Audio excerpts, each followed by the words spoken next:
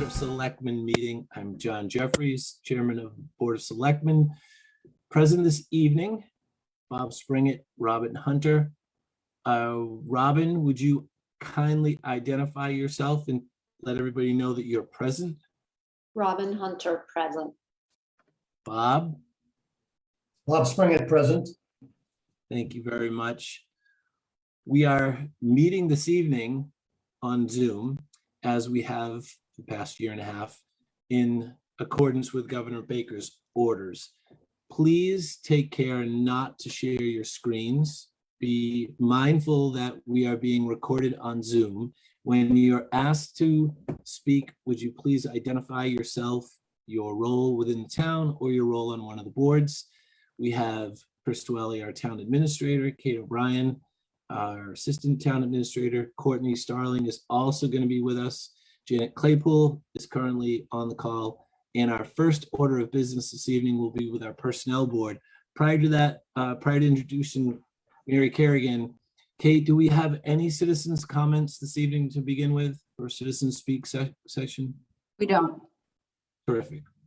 Well, thank you very much. So without any further ado, as Bob said, we have lots to cover.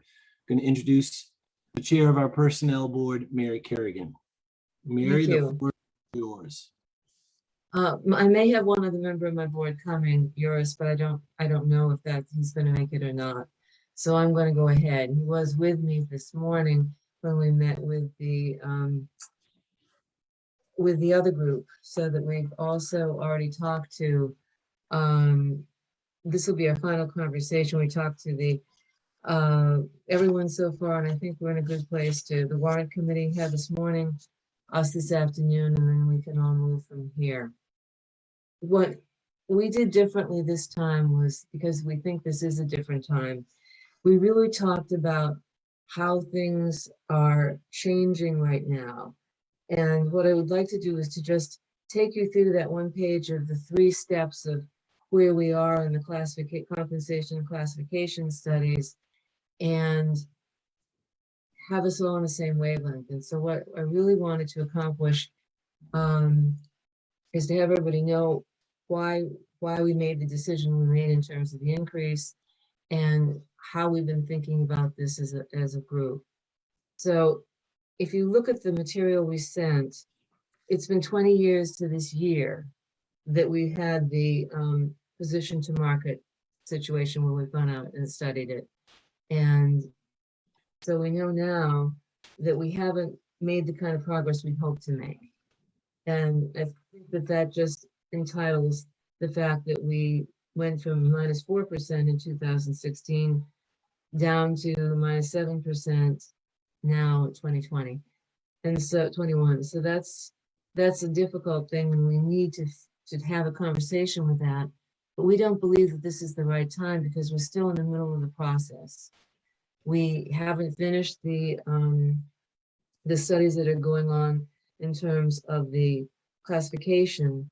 So what we did is we looked at this, made the decision we did on 2 just because we felt it would give us a little bit of leverage.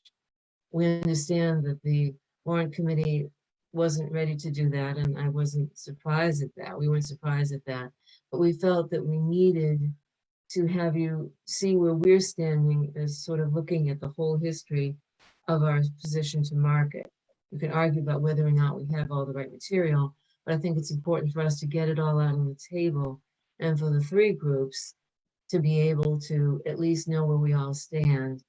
And when we get to a point when the classification study is done, then I think we hope we come back together again and say, how do we want to proceed? Do we want to leave it this way? Do we want to look into different things? How do we want to proceed to get our people to the right position and the right salary? So this is more of a conversation than it is a discussion over the compensation that we usually have every year. So if you look at it, from 2016 to 2021, we went from -4 to -7. So it's not a lot, but it's a little bit. And it puts us farther away from the 40th percentile. We'll know more when the classification study ends. and we can look at the positions that our third party is evaluating, and we'll be able to then say, where are we to market? What do we want to do about that? And I think that's a conversation, and we talked today a little bit about it, was what do you do? Do you accept that this is the kind of rate we want to leave it at? Do we want to put some things in place over time to bring some people up to market? How do we want to react to the fact of where we are right now? And so we wonder over time, not now perhaps, because I think people a lot of are staying in place, but will you end up at some point in time when things open up and the world becomes more normal, will we have hiring issues? Will we have retention issues? And I think these are all the things that once we have the material from the study, we will have a better idea of what we want to talk about for the classification study and what do we want to do for this year or next year or the years going forward to put our people in the place we want it to be. And that's another conversation we probably have to have. What are we comfortable with? Do we want to stay at this kind of a level? Do we want to move to another place? I think that once we have the classification study, we should have that conversation. We wanted to have the data that we have right now, and it's still early days, but we aren't going in the ideal direction. And when this is done with the classification study, I think we need to meet for the future of what do we all believe or what do we all want to do with this situation going forward. Because I think we haven't had a conversation about it. Our last, person left, town administrator, and we now have Chris. So what's our theory? Where do we want to go and what do we want to do? And if nothing, what we've done is we've really gotten us to a point where we know the questions we need to ask. So with that, I don't know if that helps or not, but I think we decided to try to put as much information on the table as we had, knowing there's a lot more information to come. Great. Any Thank you. thoughts, any questions? Yes, I have a couple, Mary, and I'm going to let Robin go first and then Bob, but just before we open it up to questions, could you just do three things for me? So just to put it also in context for those people, Mary, that may be watching us from home recorded, for those that may have caught the warrant committee but only got it on the recording, and then some people will join in just on the telephone. Could you, Mary, just for the record and for the recording, could you identify the other members of the board, the personnel board? Yours is on our board, and then we have Sue, and then we have Mary Hornsby, Okay, and Sue Jeremiah. and Sue Jeremiah still. So, Yes. okay, great, thank you. And who is the third party outside firm that you were referring to? Chris, you have that information. I don't have it in front of me. Yeah, sure. So we used the Collins Center for the compensation study, and we're presently using DIJ Consulting for the classification work. Great. Thanks, Chris. And Mary, when do you expect the classification study to be completed? Well, that's a better question again for Chris than it is for me. Because Okay. at this point, we are not really involved. We will be at some point, but we're not at this point. We're still doing the work. Is that fair, Chris? It is, but I'd shift that actually. I will punt that over to Kate, who's overseeing that process from a staff perspective as our HR director. Okay. I believe the study will be done before the end of the calendar year. Great, We're Okay. almost halfway now, but we're picking up speed. great. Thanks, Kate. Robin, questions for Mary? Comments? You're muted. you asked some of my questions and Kate gave us the answer to the most critical question I had, which was, when can we expect an answer? But Mary, as far as the compensation study, so the -7% where we stand today, are we comfortable that because I'm assuming the compensation was matched to a title to come up with this -7%. So as part of the roles and responsibilities, or the second piece of this study, will we then go back and try and match the compensation to the actual roles that are played by those titles in Dover? Or is that, or we're gonna just keep the two separate? Well, I think we need to bring it together, but Right. again, Take we this. need to bring it together, but it will be a little bit interesting in the sense that we don't know what we need to see these other jobs Right. to be able to see how different they are.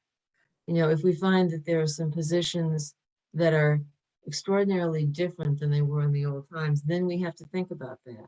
If they're pretty close, then we can be comfortable with what we have.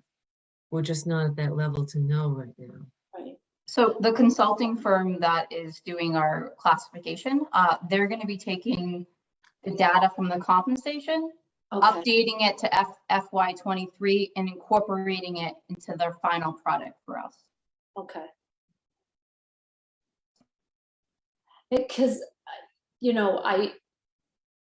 I sort of find it curious as to how we've jumped around over the years, getting a lot closer and then coming back down, when we really tried to target the increases to inflation and indices that were looking at, wage compensation and benefits. So I guess I'm a little surprised how far off the mark we are at this point. Well, again, this has been a long time ago, so I have to be careful. Right. But back in 2001, when we did it, the town did put a significant amount of money in Right. to fix it. And then I think we did it one more time. Okay. And that's what pushed, I think, up the 5% and moved the 8%.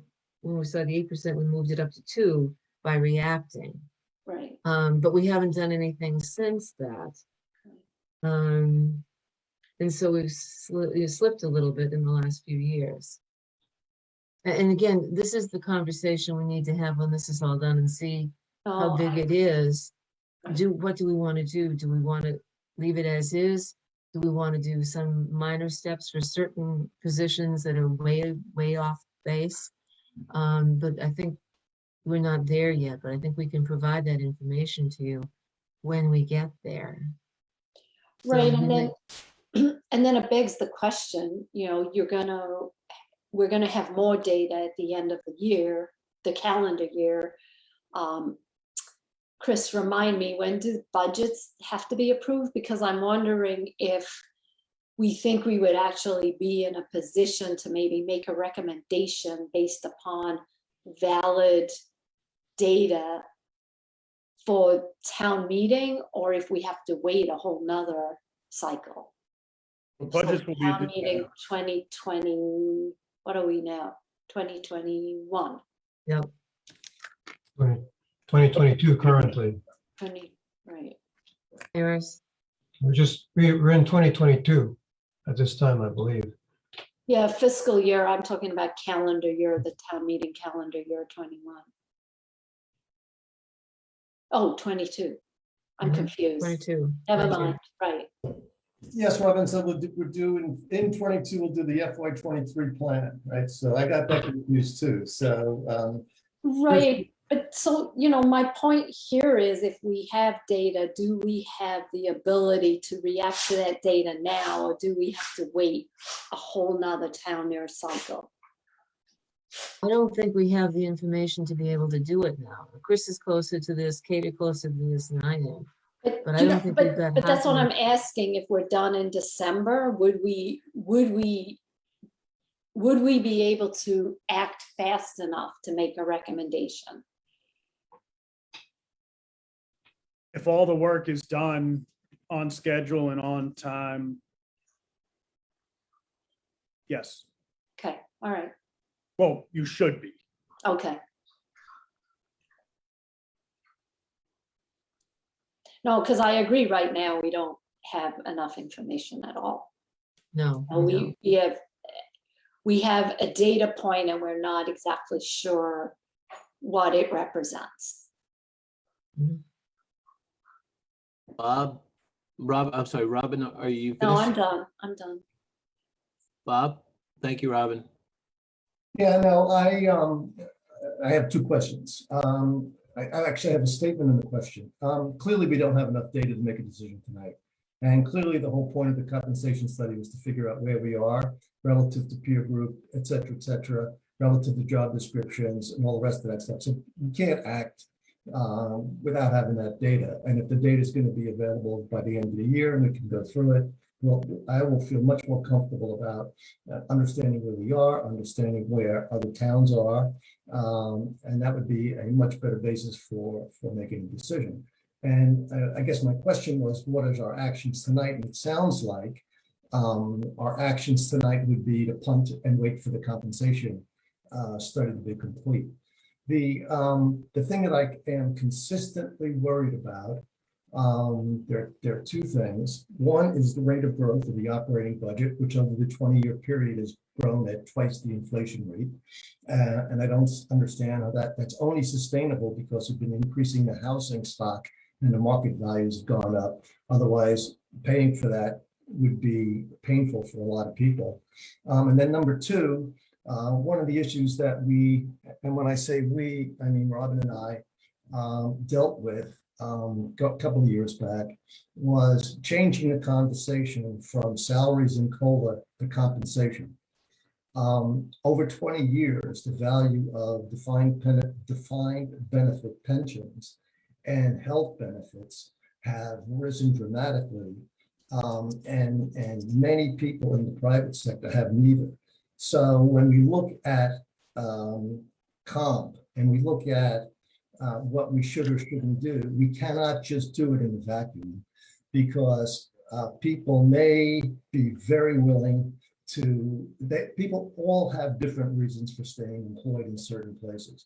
But if we're going to report to the town and we're going to ask the town to do a certain thing or not, I clearly want to be able to say, we're paying our people fairly, and the benefit side strongly outweigh the salary side, which was always the bargain that people who work for government made, and we need to be able to articulate that. And if we could do those things, then I think we would have a strong basis to make recommendations and to speak authoritatively at town meeting in May of 2022. I'm done.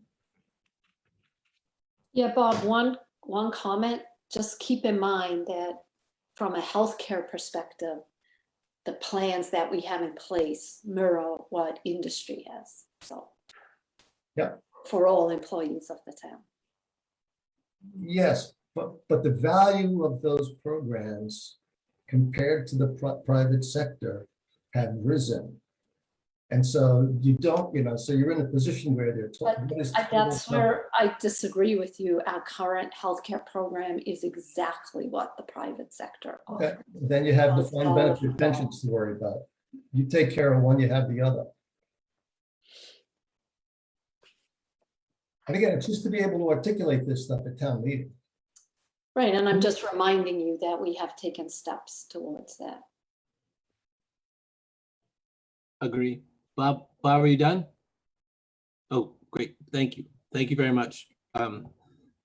Excellent comments, both Robin and Bob. So I just want to add one perspective to the whole mix, Mary, that we've spoke about almost every year, every time we do this. And I found a new term for it that I'm going to use that we learned last week, which I found out last week. Actually, I guess we found out at the same time, that Bob Springett suffers from survivor bias.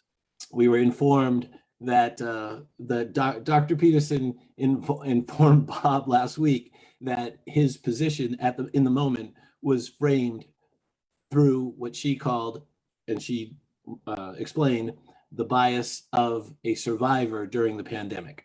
And what I was thinking of that term a lot this week, and especially in light of some of the conversations that we've had at this board, I also think of it tonight in framing how our data set, Mary, and the data set that your board and our board has looked at for several sessions and several years now is skewed, or to use that term, biased to people who have been in our system for a long time. So what happens is the skew comes from, it's very hard to catch up to a moving target. And I don't mean to paraphrase some things that you've said to us in the past, but that's the way I feel about it. And the folks who are in the data set that we're constantly comparing to, they're doing better and better and better the older they get or the longer they've been in the system. So it's using, again, the term that we were introduced to last week, or reminded about last week, survivor biased. It's very hard to play catch up to that cohort that's seemingly doing better and better each year. That's just my point of the conversation. So is there anything else, Mary, that you would like to add, or anyone else would like to add from your board this evening? Iris, do you have any comments? I I think guess, if there's one comment I'd like to make, it has to do with investing in our community and in its workforce. And if as a community we can invest in our schools, invest in fire engines, and invest in a new senior center, I think it's equally important to consider this an investment in our workforce, who are also part of our community. It's not them versus us, it's us all of us together. Thank you very much. Well said. Mary, Iris, I just want to say thank you again on behalf of the board, on behalf of the town. You put a lot of work, you put a lot of time and a lot of effort into this. It is really appreciated. We appreciate it.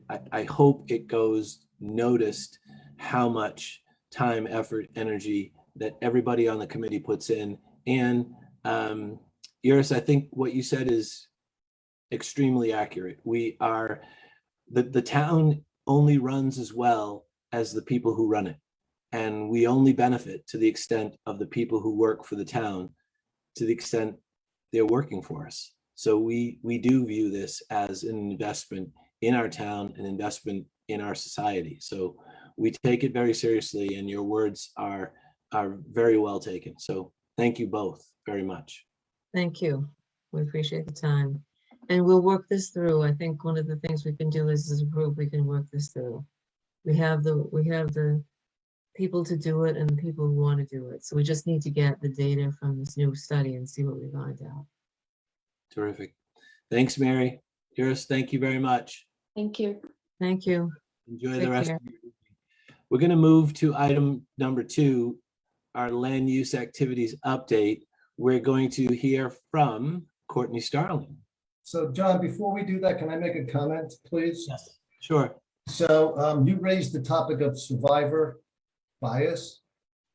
In a subsequent conversation, I pointed out that deceased people don't have a bias. And on the other side of that coin is, when you talk about survivor bias, I made the analogy to a sea captain who survives many seasons, and his experience is what gets him through. So it's not survivor bias, it's survivor experience. And you do want a well-seasoned person at the helm. That one's all for you, John. God bless you. Well, thank you, Robert. Courtney, Hello. how are you? Good. How is everybody tonight? I am going to share my screen if that's okay. I've got a few slides. Let's see here. Share screen. There we go. There we go. Slideshow. From the beginning. Okay. All right. Good evening. Thank you for having me. I am Courtney Starling. I am the town's land use director.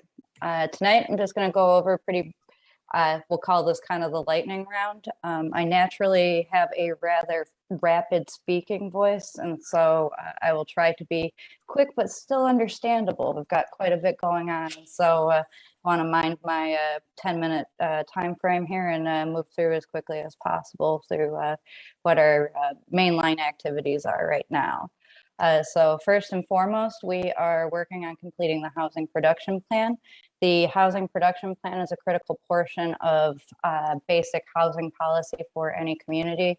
It forms a strategy to meet housing production targets in order to get communities kind of in the driver's seat as far as 40B is concerned. Right now, we're in a fairly reactive position because we have a very limited amount of affordable housing that's eligible for inclusion on the state's subsidized housing inventory. That's the inventory that calculates the infamous 10%. We currently are at 0.9%. I anticipate that we will stay right about there when the decennial housing unit data is finally released. In terms of statewide progress, there are currently 78 communities overall that have met 10%. There's another 23% in the 9% range that are imminently going to meet it. What that means for us is that pressure is coming closer, the less, fewer open tracts of easily developable land starts making Dover more attractive to spend more money to install, water systems and septic systems to serve larger development. And so for us, it would be critical to file the plan. And so the final step for that is to bring that to the Board of Selectmen. So you will be seeing that in the near future. We are also in the process of doing a hazard mitigation plan. MAPC is our consultant for this project. We actually had a project meeting this morning with staff. We are moving right through the process. The plan is slated for completion for December. The reason that December is critical is because we need this plan to be filed along with the MVP plan that was completed in June in order for us to access key funding from MEMA and FEMA. For any alphabet soup, if raise a hand because there's a lot of acronyms in planner land. But the reason why we want to be eligible for BRIC is that is an infrastructure improvement program, and due to some infrastructure issues that we have been experiencing this and in prior years, that would be very helpful. We are also in the process of applying for a grant to do an ADA self-evaluation and transition plan. There's usually a lot of questions around why do we do this? And the biggest question is always, so after the plan is done, does that mean that we need to pour millions of dollars into our buildings? The answer to that is no.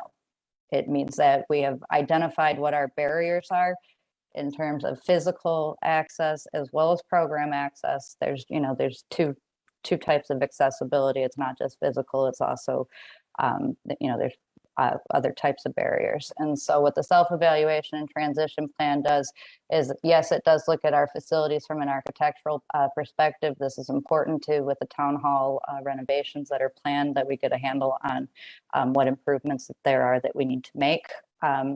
There's also a lot of good news in an ADA plan.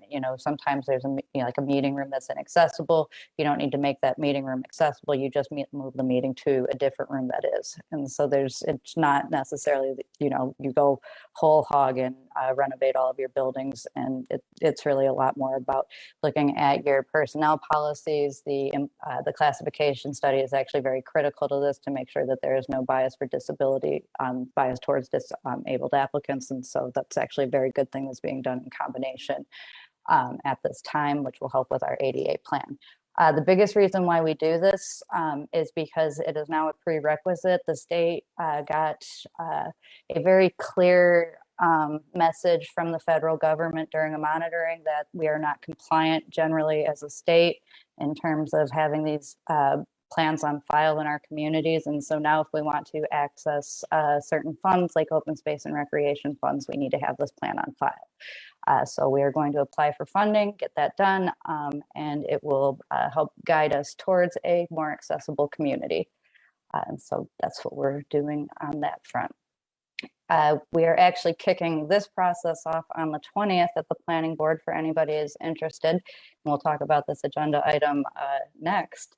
We can talk a little bit more about it, but we are starting a public process to do a little visioning around future design and future land use in the village. As some of you may know, both properties across the street are either have recently sold or may be sold in the near future. And so the owners have reached out and have asked, you know, to the planning board, is there anything that you would like to see? And without, you know, certainly as your land use director, I'm not going to make that call for the town. That's really a public decision. That's a town-wide decision. And so the planning board is going to commence a visioning process that will be, you know, an open public process so that we can get a better handle on, again, aesthetics as well as use. There are a lot of people who live in Dover because the village center is very quiet. And then there are folks who live here who think maybe another restaurant would be okay, you know, and so there's really, you know, conversation that needs to be had about what the future is going to look like. And so we have hired a visioning firm to help us with that process. And on this slide, just as a little example, it sounds, you know, it seems kind of, you know, Springdale Ave, it's 3 properties. Doesn't sound that complicated, but I mean, just looking at benches, you can have a very wide range of opinion. And so on what things should look like. And so even the humble bench is subject to much debate and sometimes gnashing of the teeth. So it'd be better if we had a good, clear vision to put out there towards the owner so that we end up with something that we would actually want. Hail Task Force is underway. We are hotly anticipating the report from the appraiser imminently. As soon as I get that, we will call a meeting. Once we have the appraisal report, we will actually be able to start moving forward. I would think, and the task force will need to meet and further discuss this, but I think one of the key things that we're going to need to do at this point in the process, once we have an appraisal, is to identify, again, similar to the village center, a public participation plan, because $10 million is not a amount of money to be taken lightly. And it would, you know, I think that right up front, we need to identify what a process is for communicating with the public as a task force and as a town to guide whatever the formal policy recommendations are going to be for the future. And so I think that as a planner, I'm always oriented towards reaching outward and getting, you know, really running a robust public process and getting as much opinion as possible before we move forward. I think that there are kind of 3 scenarios to evaluate, and with respect to whether or not to, you know, acquire a conservation restriction, whether or not to do kind of a combination deal, buy some land and a CR, or no action is always an option. And so, you know, we really kind of need to take the temperature of the public and design a good process around that. I anticipate that what the culmination of the task force work will be is to have a draft recommendation and strategy for the Board of Selectmen to consider moving forward. Hopefully we'll be on target for end of the calendar year into maybe early next year. It always gets a little hinky around the holidays. And so we're we're in high holidays, and then we're heading into Thanksgiving and Christmas and New Year. And so it always gets a little weird at this time. We've got like a narrow window through November, and then so we'll see how much we can get done. But that's where I'd like to see us moving.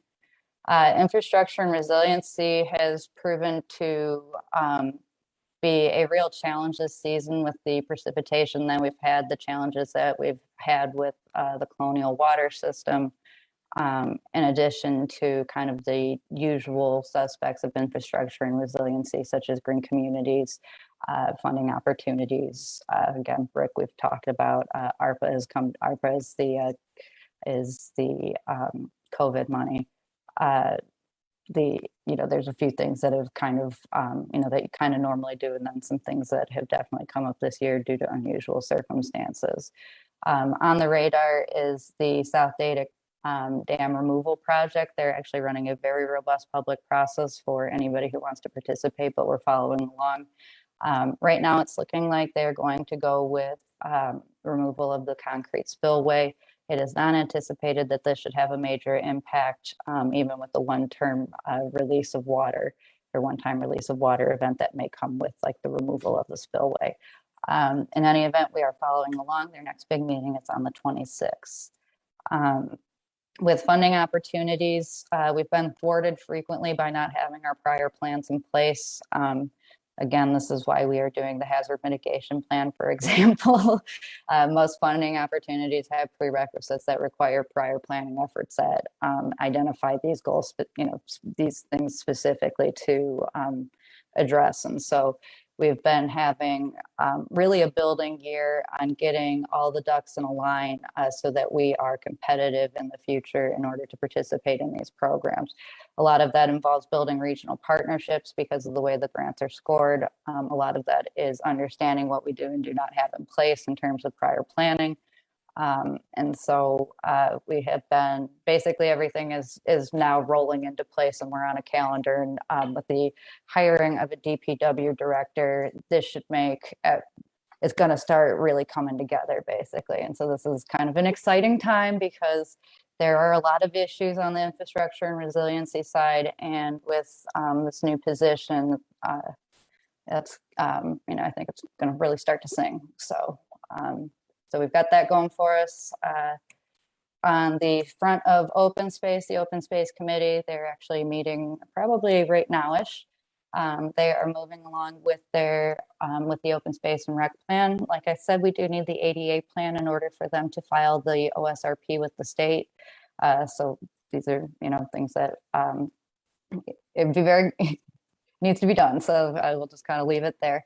But that's why it's one more reason why we're doing the ADA plan right now. It's we've been in the queue for the funding cycle to open up, and so now that it is, we're moving on that. Another issue that is kind of emerging goes with the Hale task force, but there's some open space acquisitions that the town is being approached with. Either people, like the Hale Reservation, who is looking for a conservation restriction. Sometimes it's private landowners who are looking for something similar. It would be, while it's not a list that is generally made public, it is generally a good idea to have a prioritization matrix, like criteria for what it is that you do go to acquire as opportunities arise. And generally an idea of what you really need for either trail connectivity or watershed protection or wetland protection, kind of any of those things. And so while you don't necessarily publish what it is that you're hot to trot for, it is generally a good idea to have a publicly known, usually it's a matrix, but a set of criteria of what considerations land must meet in order for the town to consider it. Otherwise it's otherwise it's just there's a lot of people who for the right price want to give land, but we don't have all of the money in the world to do that. And so it's really just kind of getting a formal process for how to handle this moving forward. The kind of piggybacking on that is implementation of some variety of open space and conservation trust fund and recruiting people for the program. The conservation restrictions, depending on your financial situation, can be a pretty good deal. But in order to entice people into the program, there's a lot of legwork for it. There's a lot of legal work that is involved with it. It's kind of a pain, unless you're really into it. And so if there is a way for the town to assist property owners with that and make the process somewhat easier, we might be able to get a little bit more bang for our buck in terms of conservation dollars in versus acres received. And so we're working on that. We're also had an intern over the summer who has done a wonderful job building an inventory of all of our easements, which we have several reasons for why we need to know where they are and what they consist of. But now we have a comprehensive database that he has built, which is exciting. What goes with that is a little bit of housekeeping. A few of them will want to bring to town meeting to accept as a town. It's just generally considered good practice. They get granted, usually during the subdivision process. And so the planning board will ask for an easement. The easement will be granted. It gets filed at the registry, and the town may or may not have taken a vote at town meeting to accept it. If it hadn't happened, that's what I've had the intern figure out, so that we could just roll them together and do a little housekeeping and accept them. Most of them are bridle paths and things like that, but again, it's just a housekeeping measure. The second phase of that is actually mapping our trail system. Again, you don't necessarily make your full trail system map public because it results in concerns that your trails will be overrun. But the issue that we are having right now is related to the easements, where people either do not know that there are easements across their property, or the easements are being blocked, or we're having a little bit of conflict in some of the locations of our easements. And so what we want to figure out is where we actually do have access, what's our responsibility as a town to maintain, and also where are these private property conflicts occurring so that we can route our trails away from that. And so that's kind of the secondary portion of that to go with the open space program. And so that's what we have going on over there. Zoning, so the planning board is having a planning board planning meeting in October to finalize what it is that we'll be going for. We currently have a grant application out there that I hope to find out if we're getting funded in the next week or two to do natural resource protection zoning, which is the current flavor of cluster subdivisions or open space residential developments or conservation subdivisions. They come under a variety of names. Natural resource protection zoning is kind of the newest and shiniest version of it, and the state is incentivizing these. And so we do like the NRPCs. The basic gist of it is that you evaluate a site before you subdivide it for where it's ecologically valuable areas are, whether it's wetland features, whether it's uplands that you don't want to build on because you'll destabilize the slopes and cause erosion, or maybe there's some landings, turtles that are endangered, whatever it happens to be that you want to steer around. What you do is flex out the lot sizes, and so they build on a small. You don't lose development potential, but you build on a smaller portion of the lot while maintaining more open space and connectivity. The NRPZ is more nimble than the cluster. It allows you to really kind of steer in around what it is that you actually do value. It's not as arbitrary necessarily. It's just saying that we want that because we like the way that one looks. It provides a little bit more predictability to both the developers and also the board and the residents as to what you're getting. We are considering a tree preservation general bylaw. I will say that the number one complaint I get in my office, that I get probably 3 to 4 times a week, is related to tree cutting. Most of the time we are unable to help them because the tree cutting is either not occurring in a wetland boundary or not occurring within a scenic road boundary. And so therefore it is private property and well outside of our jurisdiction. I am looking for something that is really more of, we don't want something overly punitive by any stretch of the imagination. We just want to watch out for some of the unpredictable denuding. And also have more or less of enforcement or reforestation mechanism, if anything, any just because it's not in a wetland sometimes doesn't mean it's not necessarily a problem to rip out the trees, because like it might still be on a slope, for example, and the roots might be what's holding everything together. And now there's a bunch of stormwater washing downhill into the neighbor's yard. And so it's really just, to bring some level of review. Unpredictable stormwater and wet basements make people very, very upset. Other things that we are looking at, the accessory apartments bylaw that we intended to bring forward last year and were thwarted by a defective notice due to Zoom being a jerk. We plan to bring forward this year. I'm currently underway doing a zoning diagnostic. That is when right now I'm doing it just for residential for the housing production plan, but that's when you look at your bylaws as a whole, review them for any internal inconsistencies, anything that is blatantly illegal or has like no reason for existing and therefore cannot be defended in court. There's a lot of arbitrary regulations that you kind of get hung on it. If somebody's motivated enough to sue you, that's the point when, we see where the regulations fail, and we have some Swiss cheese that needs to be addressed. We'll put it that way.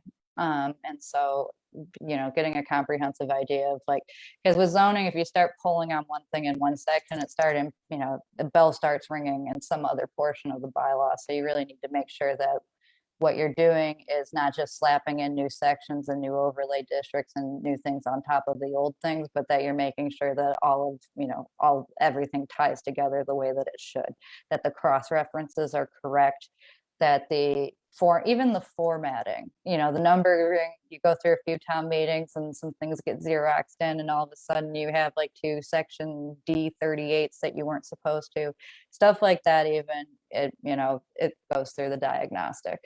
The other stuff that we look for is really the high level legal review. Is something blatantly violating people's civil rights? Is something blatantly violating, something that is established by state law? Something that is in contrast with case law, which that changes somewhat frequently. For example, our sign bylaw is fairly recent, but it's also already out of date due to a Supreme Court decision a few years ago. And so we've got some housekeeping to do. We may consider a dark skies bylaw. That's usually fairly straightforward. Shield your lights, have them point down. We do need an update of definitions. We're missing quite a few, but then a lot of them are also outdated. And so that also makes it harder for the bylaws to be enforced. And as ever, good housekeeping involves a good update and review of the planning board rules and regulations. We did do the fees right off the bat but after that, we have quite a bit of review to do. And so right now we're on submission requirements. So that, friends, is everything we've got. I went a little over and I'm sorry. You all know where to find me if you have questions. Thanks, Courtney. So there's a lot you covered a lot. There's a lot. There's 20 minutes of material in each one of those 8 subjects. So of just Q&A, if we were to take just take Q&A on the whole thing. So at this point, because I do want to get to the village center portion of this, which is a separate subject item for this evening, I just want to say there's lots of things that you've stimulated in this for discussion. I would rather us take specific questions that as they come up. For right now, I just want to say very well done in the presentation. I'm going to ask Robin and Bob for comment, and then I'd like to keep the comments and questions at this point pretty quick, and then I'd like to go to the village part which is the next topic for this evening. So Robin, comments, questions for Courtney from you? I just want to say I'm cognizant of time, but in such a short time, Courtney, you have done so much. So these are things that have been needed to be addressed for years. So, this is a great presentation, and I hope you come and present to us more often so we can learn about the progress that you make. Thank you. It's fantastic. Thanks, Robin. Bob? I thought it was a well-organized presentation. It tells us what she's been up to, what Courtney and the planning board have been up to, and it's refreshing. Thank you very much. Great. Thanks. Chris, is there anything that you would like to add to this, or can we move, Courtney is our next scheduled speaker as well. Can we move right to item number 3?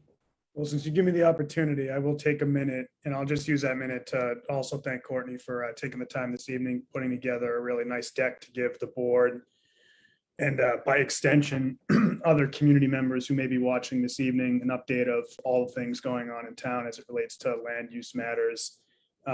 We've asked Courtney, as we will and have other department heads and staff, to start to provide these updates more regularly to the board throughout the year as a way to just keep everyone in the community at large informed. So I thought Courtney did a great job leading out here on the land use activities. So just kudos to her. And of course, the whole team that she works with, the Open Space Committee, the Planning Board, Conservation Commission, and everyone else involved. Perfect. Thanks, Chris. Well said. Courtney, you are next on the schedule as well. I just would like to frame this portion of it by asking you a couple of questions. First, in the summary for this evening on the agenda, you'll be speaking regarding the village center, the town center, the development of the Carroll, how it'll impact visually, aesthetically, functionally, and cross-functionally, how the townhouse and our departments will all work together in this village area that we've established. Could you, in your presentation or in your opening comments, could you please share with us the following? You have Civic Space Collaborative. Would you tell us a little bit about Civic Space Collaborative? And would you also just frame for us, if you will, how we, the town, are thinking of the private sector businesses and how they are sort of incorporated into this process of the village, and take into consideration also not only the private businesses, but the private schools, the library, all of the other assets that we have in the village center. So if you would be so kind, you're right back up. Courtney. Okay. All right. So I'm going to start by talking a little bit about Civic Space Collaborative and why they're a good choice for this job. And it's specifically because we have a rather unique village. Civic Space does well. They have both planners and architects under their roof. That's frankly a kind of a rare thing. And it's even rarer to find them who do a lot of public realm planning. Because so much of our village is publicly owned, whether it is the public safety building, the highway building, the townhouse itself, the library, or the Carroll Community Center, there's a lot of public realm in there. There's also the rail right-of-way that's been debated as a potential rail trail.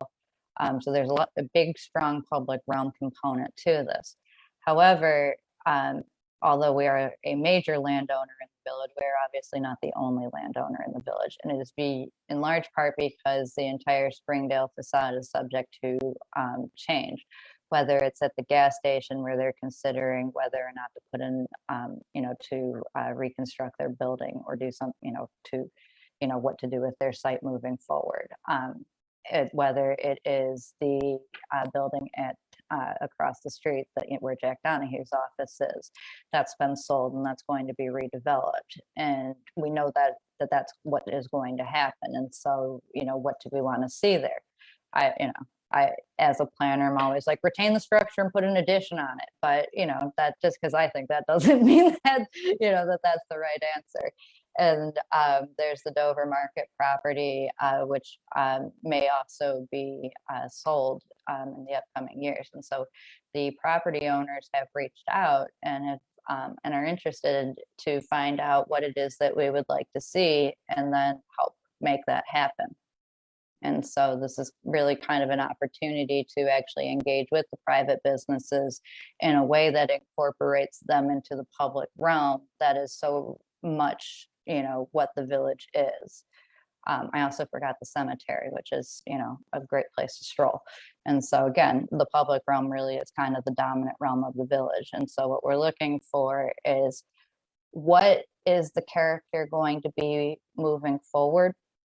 And, you know, what does that mean? You know, everybody says rural character. Rural character is actually a pretty subjective term. What the process seeks to do is define what that means in terms of architecture, in terms of massing, in terms of site plan, in terms of materials, but also in terms of where are the sidewalks? What are we doing with extraneous roadway?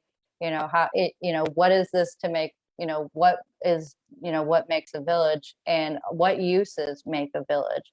Do we want to continue to have, you know, I will say that the floor plate of the market is going to be hard to re-tenant if the market leaves because of the size of it and the type of the building. And so, you know, it's just like, if that building doesn't exist, then what do we want to see there? Or if that building is going to exist, what do we want to put in instead? I get a lot of, I've done a lot of these projects, I will say here, like, oh, an independent hardware store. And I can tell you that we don't have the population to support it. So that's a pipe dream. So we want to also run a realistic process. It's not going to be CVS because we don't have the vehicle traffic. It's not, there's certain things that it's not going to be. So we need to talk about what we desire for it to be. What does it look like and how is it used? And so that's what this process does. And should we decide that we like the process and we like the outcome of it, then we look at the underlying zoning and then we make the regulatory changes that would facilitate that. So it's really a, you know, this is step one in like an 8-step process, kind of, where you start with what do you want to see? What does it look like? How does it feel? And you move toward the reality of changing the regulations to facilitate it. And then, you know, should there be infrastructure improvements that would need to be made? The lack of, you know, there's, you know, septic, for example, there's limits redevelopment opportunity. Let's say we wanted to see, I can't imagine this would be something that people would want to see, but like, you know, a Groton Inn on like a small scale with a, you know, that's something that the soil probably won't support. And so sometimes for economic development investments, a town might put in a packaged septic treatment facility. These are kind of like that. There's long range things. It's not just zoning, but it's, you know, you start with what do you want it to look like? And then you go to how do you make it actually real? And so, you know, again, first step in the process is the touchy-feely planner portion of what's the vision.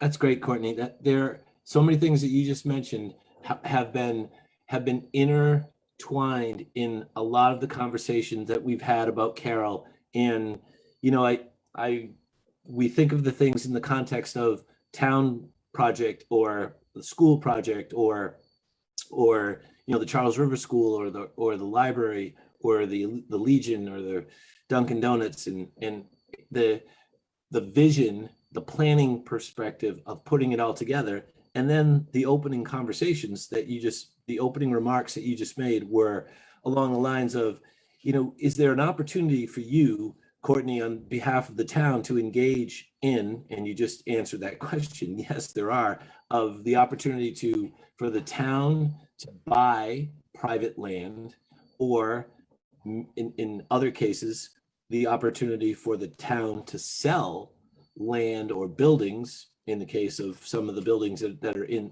the center that aren't being utilized, to private parties. And that conversation and that dialogue is so refreshing, because typically it's a rumor. You hear a rumor, or there's hearsay, or there's some type of conversation that somebody may or may not have had with a real estate broker or a real estate developer. So it is just refreshing to hear that, to put these items and the business owners in their interest and the town's interests and our individual interests together, and to have them coordinated and collaborated. It's just, I really applaud all of these initiatives. So keep it up. Robin, comments from you for Courtney on this?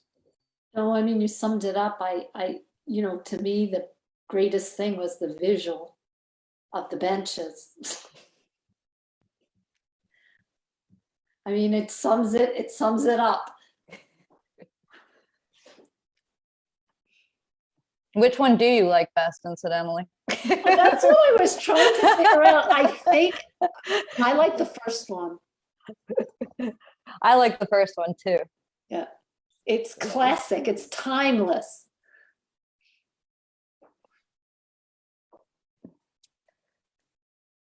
Bob? Thanks, Robin.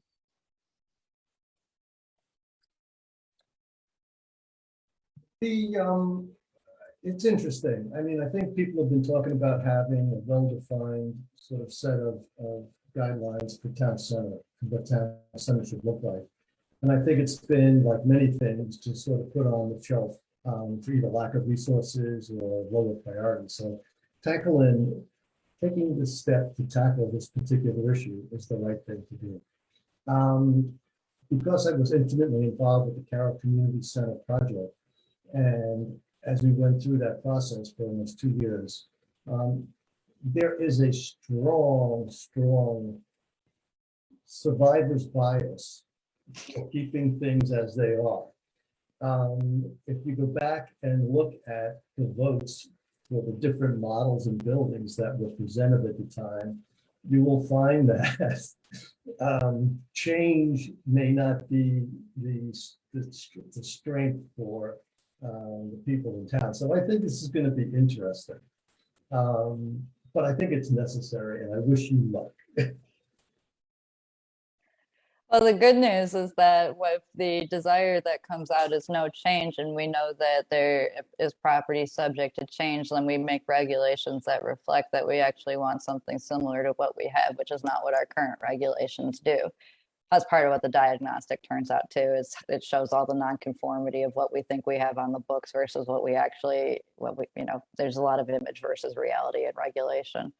And so I think it will be an interesting process, but it's also interesting because when I talk with a lot of long-term residents, they tell me about the businesses that used to be in the village when they were kids. And, that voice is certainly represented on the planning board as well. And so we see, that's why I think the planning board is such a good working group for this project, because it's the full range of views from, people who have lived in town their whole lives to people who are recent residents who moved here, also moved here because of the way that it is exactly. And, and so, it's why we run a good public process. And it's also why we have good representation of different viewpoints on our boards for the process. And so I think, So I think it'll be pretty groovy. So did everybody vote for Don Ball's pharmacy? I haven't put that out to a vote, but I can say that I have done some village center projects where there really is a greatest hits that what people bring up in basically every community. Every community that lacks a bar, the bar score is pretty high. Every community that used to have a hardware store wants a hardware store back. Everybody who had a soda fountain wants that back. And so there are some trends that we tend to see. And so it's just like, okay, but if we are going to do that, then do we have what we need underground to make that happen? And do we have what we need in the books to make it happen? So we go from there. But,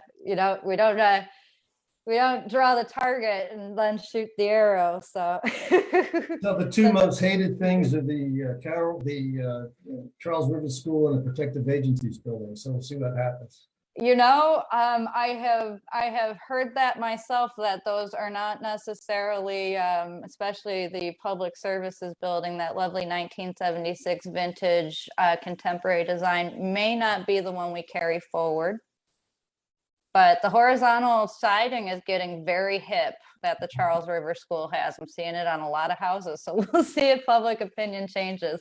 Once upon a time, Boston City Hall was considered a modern marvel.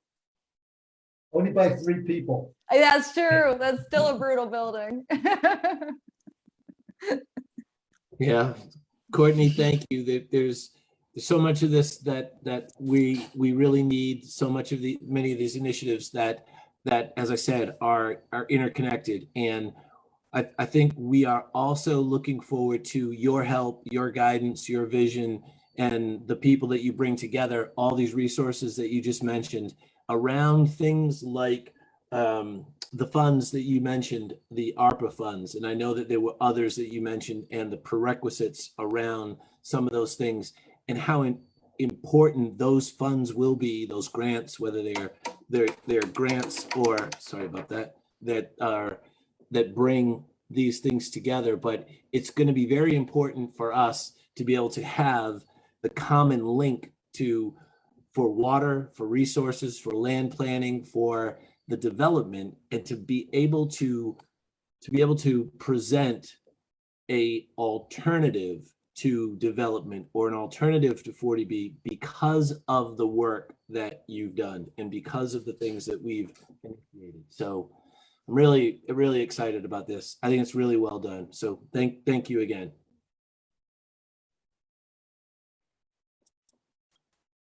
Chris, is there anything else with this for for number 3 for Courtney? It looks like everything on our agenda doesn't require a vote at this point. Well, I think we shifted over to item number 4, which I'll need a motion for.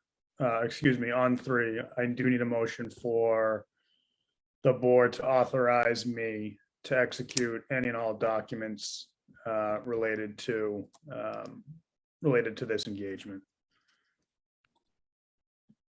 I move to authorize the town administrator to execute all documents related to the agreement between Dover and the Civic Space Collaborative, and ask for a second.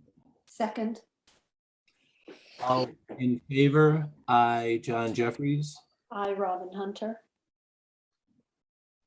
Hi, Bob Springett. So moved.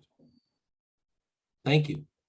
Chris, does that summarize That does it. item 3? Courtney, again, thank you very much. I Have a know good night, everybody. Thanks for having me. behind this. Number 4 is a discussion on the coronavirus state and local fiscal recovery funds. Chris, you are the presenter, sir. All right, thank you, John. So Kate's going to bring up a 3-slide deck. I provided the board with quite a bit of information on this program in your packet. And what I wanted to do this evening was just really summarize all that information for you. In Cliff notes, we like those. a few slides, the cliff notes. Yep. So it'll be an overview of the program, my suggested recommendations to the board. And then the 3rd slide is a suggested process that we could follow. So to begin, this past spring, Congress authorized and passed what was referred to as the American Rescue Plan. This was in response to the coronavirus pandemic. What that act did was it dedicated $350 billion to states, local governments, county governments, tribal governments for their own localized coronavirus recovery. So Dover, fortunately, gets a slice of that $350 billion, not close to that number, but it is a pretty sizable amount of money that we will be receiving. So the state has or is dispersing these in 2 ways. The first is a direct allocation that is run through the Department of Revenue. They're sending that in 2 tranches. The first we've already received. That amount is $320,652. The second amount, the other half of that, will be received no sooner than 12 months from now. So we anticipate probably sometime around this next year that we'll be receiving that money. The second portion of funds that will be dispersed will go through the county governments. So Dover is a part of Norfolk County. Counties had the option to determine how they wanted to disperse funds, if they wanted to disperse funds. The Norfolk County Commissioners voted last month to disperse these funds to all their member communities with just a 3% tax on it to go toward the administrative needs for them overseeing the disbursement program, as they're the ones that ultimately responsible for doing all the auditing and filing with the U.S. Treasury on this program. So there's a little bit of an administrative overhead to implement this program, which is why they're taking that 3% out. So Dover's amount coming from the county is the number listed there, which is just shy of $1.2 million. So that brings our total funds to just under $2 million to Dover. Now we have a few years to be able to use these funds. We have until December 31st, 2024 to commit them. And we've got until December 31st, 2026 to expend them. So as long as we have a PO cut by the end of 2024, and we anticipate to expend those funds within the following 2 years, we'll be good to go. So time is on our side to determine how best we can utilize these funds. And so that brings up what can they be used for. So similar to, our, getting close to 15 years ago now, this isn't just response funds for, the immediate event that just occurred.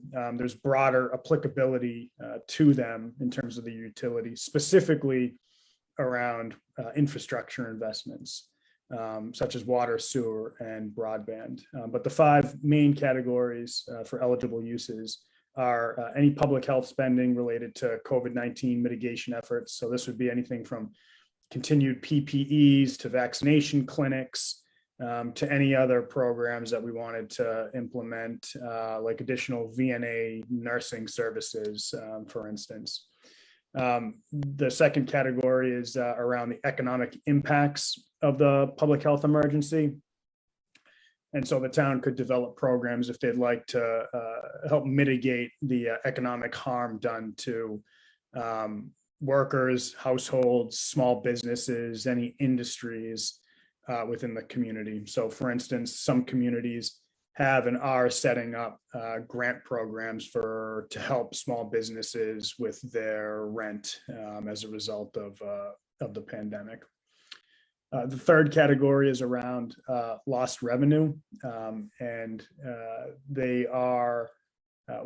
communities are allowed to calculate out what their lost revenue, what their assumed lost revenue was last year due to the pandemic. There's quite a complicated methodology that you need to follow, but you can essentially say if you've had a decrease in local receipts and revenues, that you can use that amount toward appropriations, for instance, in the upcoming FY23 budget. The fourth category is premium pay for essential workers. Communities can fund, typically in a stipend form, additional pay, recognition pay for essential employees who worked during the pandemic. So this could be public health and public safety officials who worked throughout the pandemic. The town could also develop out programs that could provide premium pay for private sector essential workers. And the last category is one that I mentioned earlier, and this is around investments in water-related projects, sewer-related projects, as well as broadband infrastructure. So on the next slide, Kate. So as I think about all the eligible funds and the eligible criteria for this program, and I think of some of the challenges and opportunities ahead of the community, water stands out to me certainly as a priority area for the town. And this might be a really good way for us to be able to jumpstart some of those initiatives by setting aside these funds for that. Kate, could you advance to the next slide?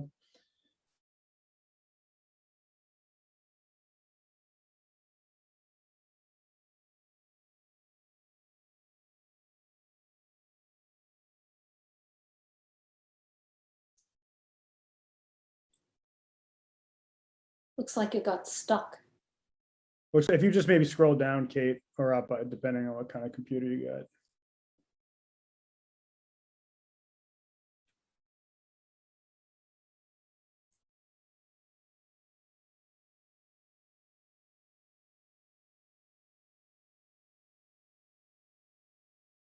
All right, well, while Kate continues to work on that, I'll just see how good my memory is.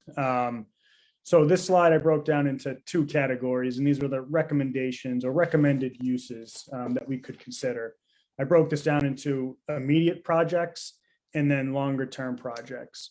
So the immediate projects that are on, that I think would make sense to utilize these funds for are the following. The first is around the town's water infrastructure, which we still maintain. We're responsible for everything related to it. We have not done a good job at mapping or even keeping records of what the actual infrastructure is. So we have no GIS layer, for instance, of the pipes in the ground. We don't know the sizes of them.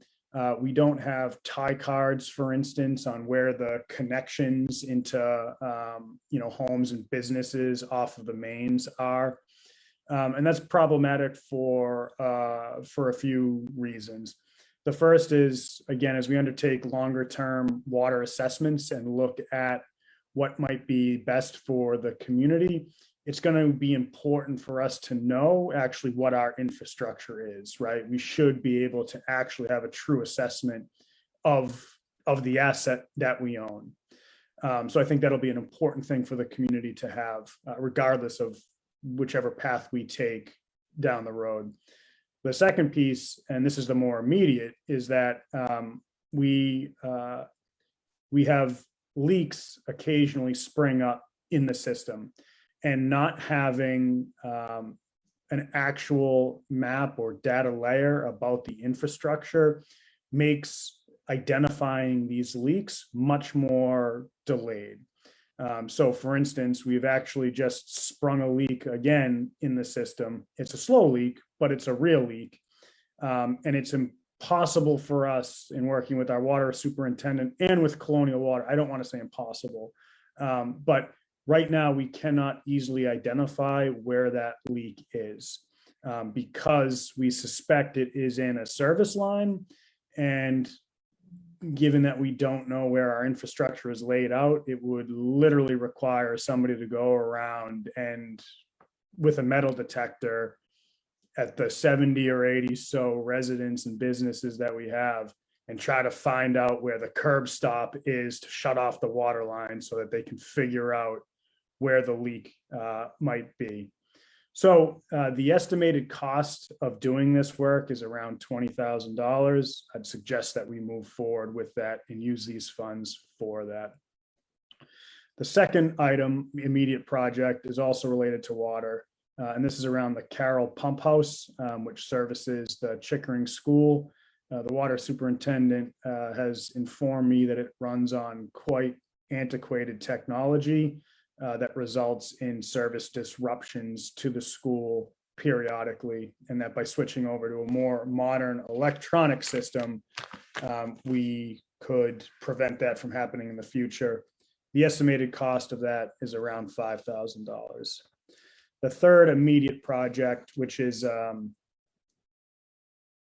not sure if it's an actual project yet, has to do with our public safety communication tower up on Snow Hill. So I know Chief McGowan gave the board a presentation maybe about last year about this, where it was unknown whether the FCC was going to sell the existing public safety channels that the Massachusetts public safety entities were on.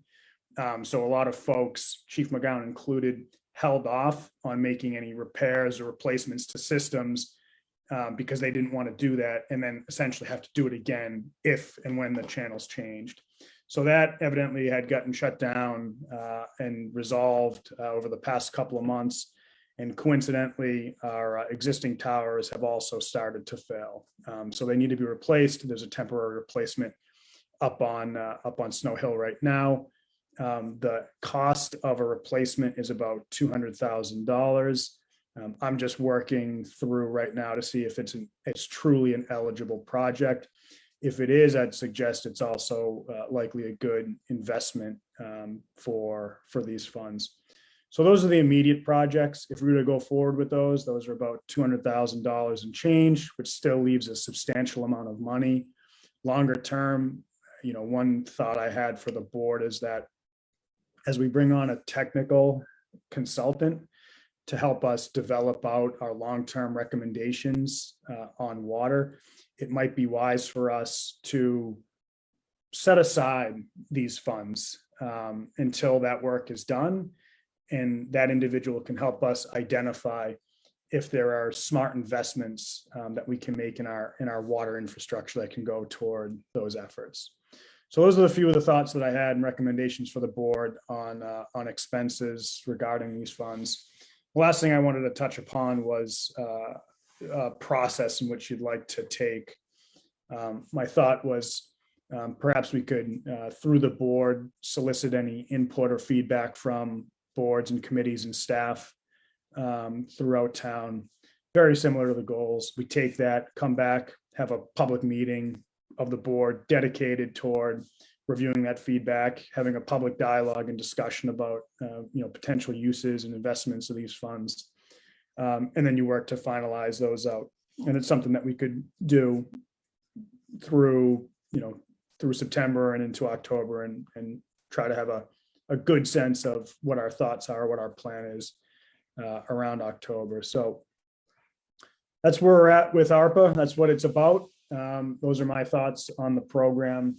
And sorry that I guess we're having some technical difficulties here with the presentation, but I'll send over the deck for you guys, but it's really just verbatim of what I just said in a more eloquent way. Thanks, Chris. Well done.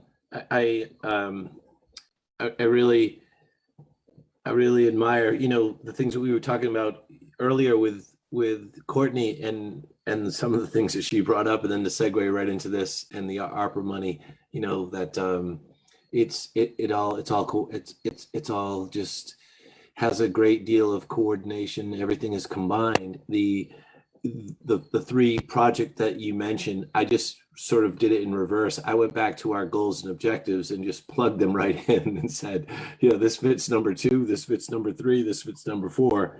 And the Snow Hill one, that it's also it just is mindful of what we were saying just earlier about how the Snow Hill project came to you and I had the conversation because I was riding my bike up in the trails at Snow Hill, and it just looks like, the Army Corps of Engineers, for those who haven't been up there, the temporary tower was erected by the Army Corps of Engineers or some similar type of a thing. It's very much temporary. There's the Ranger Tower. This massive vehicle is parked at the top of the hill right next to it. And there's a couple of support vehicles that are up there as well. So to the people who walk up there, the first question is, what is this? How did it get here? And what's going on with it? But $200,000 to replace that tower up on the ranger station, that I think would be money very well used. So thank you for that. Robin, comments, questions? I don't have anything to add. Bob? So this is something that we talked about, I think. It's trying to figure out what we should be doing with the money to better the town, and use the money wisely. It seems to me that when you went through the criteria, the 4 or 5 criteria, it seemed like many of those didn't apply to Dover, and I could be absolutely wrong. And that the last category, the water, broadband, sort of that sort of side, seemed to be where we would be sort of slotting initiatives into. Is that a reasonable takeaway, Chris? From my own personal perspective, Yeah, I think there's a lot of things like, private business programs that larger cities have propped up that certainly aren't applicable to Dover. And, based on my recommendations, I agree. I think the best investment would be around those infrastructure opportunities. So, so that leads me to this, to the sort of the second question is how do we? And I think, and I take your planning recommendations seriously. How do we sort of syndicate and integrate different ideas around whatever specific issues are that we could look at? I don't know how immediate we need to be on that. And so is there a time, do you sense a time pressure on this? I mean, apparently we have till like 2024 or something to sort of do this. I don't think we should wait that long. And you have to tell me, we're in September, there's going to be a fair amount of work being done around the initiatives we already have, and the normal things getting ready for town meeting. And I was wondering if we begin the process similarly to how we do the town's annual planning, multi-year planning, soliciting ideas might be the way to go. I just don't know, and the other board members may have a better sense of this. If it's something that we can spend the right amount of time to work through. I mean, this is not one of those things where, it's just sort of draw up a list of 5 things and say go, I don't think. I think we really need to be thoughtful because I was hoping that this money would be used to remedy or address sort of longer term lingering issues. I mean, the ones that you mentioned, the infrastructure mapping, and obviously Chickering is something immediate. And so I don't know, me personally, I just need to think about it a little bit more. That's my comment. Thanks, John. Thanks, Bob. Chris, you don't need any action directly from us this evening on this item. So what I would say is, or what I would ask the board is that I don't have the slide up that details those immediate projects. Again, it's the mapping of our existing system that has been quoted at approximately $20,000, and then switching over the Carroll pump house to electronic systems. If the board in your documents, it's in the documents, Chris, that you sent us. It's in the memo. Yeah, I don't think I included an estimated price in that. No, you did not. If the board thinks that makes sense and you agree with my recommendation, you can make a motion this evening to allow me to move forward with those projects using ARPA funds. Or if you'd prefer, you can just tell me right now that you'd rather I come back with quotes or more information related to them. So I guess I'd throw it back to you, John, on those 2 immediate projects. If the board, if you're comfortable at this point, giving me the blessing to move forward to get them done. I will say I'd like to, this mapping of the system, it's just, we've got a leak. We know there's a leak. It just pains me that we're just sitting here with water leaking in the ground. But it's up to the board on how you'd like to move forward. I think those are 2 no-brainers for me. The Chickering water pump upgrade, the leaks, the mapping. Let's get on top of that right away. Robin, Bob, any comment on that? And I'm happy to make a motion to do that. I'm good, John. No, I completely agree. I mean, the water system mapping was something we talked about last year. It's every year, or maybe the year before, every year we have a leak somewhere. So it would be good to know what we have under there. So I'm going to move that we authorize the town administrator to enter into the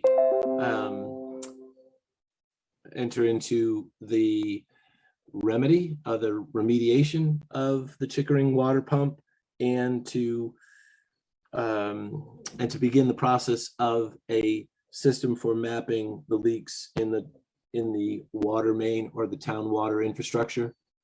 Better wording for that, Chris? No, using the ARPA funds. Using the ARPA funds, Right. and ask for a second on those two items. Second, All in favor? Aye, John Jeffries. I, Robin Hunter. Hi, Bob Springer. Thanks, Chris. Sure. So John, does the board, I don't know if you're going to continue dialogue, but I guess if you were wrapping up, I'd be curious if the board, do you want me to put this back on at another month? Or perhaps, John, it's something that you and I could talk about in terms of Yeah, schedule. I I just would- want to make sure that this doesn't get, forgotten from a planning perspective. No, I think we're all in agreement, Chris, and we want this to be addressed immediately. The items that we've mentioned, the third item of the public tower, I think that's critically important as well. It just I would rely upon the chiefs and you sort of come back to us with a recommendation over the timing of that. Obviously, for anybody who's been up there, I've been up there several times. It's very temporary, right? The tower that is part, the relays that are on the tower that are part of the Ranger Lookout Tower is very permanent. What's being used right now is just temporary. It is quite literally a vehicle that has erected a tower. So we should address that, I think, sooner than later, Chris. Okay. Okay. Is there anything else you would like to cover on this item before we move on? No, sir. Thank you very much. Number 5 is our superintendent of streets, Carl Warnick, is going to be the presenter with regards to the storage, the need for storage space for the Carroll Community Building. Carl, how are you this evening? Good, thank you, John. Thank you very much. It's actually superintendent of buildings, not streets. Not to correct you. Sorry. I don't know if the slideshow presentation's ready, but just a little brief. I was asked to look into 3 options for storage for the Carroll Community Center. And I believe it's in your packet, the 3 options. So Carl, yeah, it's in the board's packet. Sorry to interrupt you. Kate, I guess, is having like technical difficulties. She can hear us, we can see her, but she can't see us or control anything. So we'll have to make sure that she gets set up with a town laptop to take home. So there won't be a visual here, but the board does have it in their packet. So if you could just speak to it. Thank you. So I'm gonna have a tough time to follow Courtney's act. She had a good presentation. I was very impressed. All right. So If Kate the 3 can send the presentation to me, I could share it. it's a 4-page presentation and I just broke it down. Carl, I don't want Courtney to put the rest of us to shame, so. Okay. All right, so in this interlude, whatever happened with mini repeaters? Chris? Oh, can I take that up at town administrator updates? But if you want to take it up at town administrator update, then you have to sing a song. I have it on my list. I just didn't want to interrupt the chairman's flow, we're on a. Well, it looks like I have share screening abilities. I thought, because I wasn't a host, that I don't. So maybe, let me actually see if, there we go. Let me just get this thing up. You guys see my inbox? Yep. Yep. All right. Here we go. All right, Chris saved me. All right. Great. There should be another presentation with 4 separate ones. Oh, you fancied it up, huh, Carl? Well, it is the 21st Oh, century. wow, look at this. Jeez. Wow, Carl, I'm impressed. Behind the scenes too. So I already introduced myself, so I'd like to go over the 3 options that I came up with. First would be the Whiting Road facility. Second would be the Dedham Street behind the highway garage, and a standalone building behind Whiting Road, which previously had the highway department in that area along the railroad tracks. It was a six-bay garage. About 15 years ago, we tore it down because of structural issues. So first would be the Whiting Road facility, which is a 2,000 square foot building. Keeping the character of the building exterior wise, to replace the 4 overhead doors, which are needed replacing. I don't know if you guys were on the board at the time. I requested it about 7 or 8 years ago to replace all 4 of them, which I got denied. Those need to be replaced with insulated doors, a better R factor, whereas we're going to be doing climate control for the storage in the building. The electrical service needs to be upgraded. We're presently paying for 2 meters to 3-phase in the building. We don't need 3-phase. With the ductless mini splits, the electrical system needs to be upgraded at a cost, as you can see. I'm going to repurpose some of the under 5 years of age that I replaced from Carroll. We're taking them out of Carroll and repurposing them in other buildings to save basically a lot of money. But to do them in Whiting Road, it's about $5,000 to locate a 3-year-old system that was put in 3 years ago to move it into that space. I would recommend epoxying the floor for the dampness because it used to be a garage at one time. And there is a fire alarm system in the building presently, but it's only heats only, no smoke detectors. That was option 1. Option 2, if you could scroll up, Chris, or who's ever running it, was the old mechanics garage behind the highway. To cut that building in half, install interior walls, epoxy the floor again because of dampness, because of what they're going to be planning on storing in this facility. They're again reusing a ductless mini split from Carroll. There is presently no fire alarm system in the building. But that option, and it's still kind of a gray area. Park and Rec presently has, I want to say, control of the building, doesn't fall under my department. So it would most likely, and we can do some more research, but it would most likely have to get approved by the Park and Rec Commission. It's a 2,000 square foot building now, and they basically would lose half their storage. So Carl, Yeah. I mean, when the last I looked at this, the building committee was looking for 2,000 square feet. That's correct. Still true? That's still true. Okay. I got conflicting, and I got from 1,000 to 2,000. So I said, well, unless they want to take control of the complete building behind highway, you're not going to get 2,000 square feet. And Park and Rec presently uses pretty much all the space down there. So option 3 was a standalone building, about 15,000 square feet, potentially, and there's a lot of, I want to say, jumps we might have to go through. It was presently a building for highway back in the day before they moved into 2 Dedham Street. It was a 6-bay garage that was, as I said in the beginning, it was structurally unsound. I mean, the roof rafters were falling through.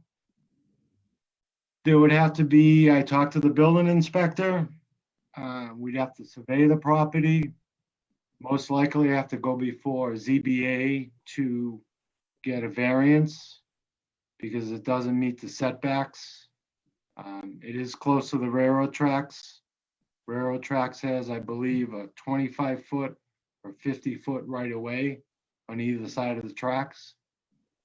So that's a little bit more jumping through hoops, I guess. And that's, you see the prices below. So that's the three options I came up with. There's no space to put a standalone building down a highway. So that's what I came up with. Questions? Carl, thank you. In hearing Courtney and all of the things that Courtney has been doing with regards to the integration of all these assets and private, public, a combination of private and public.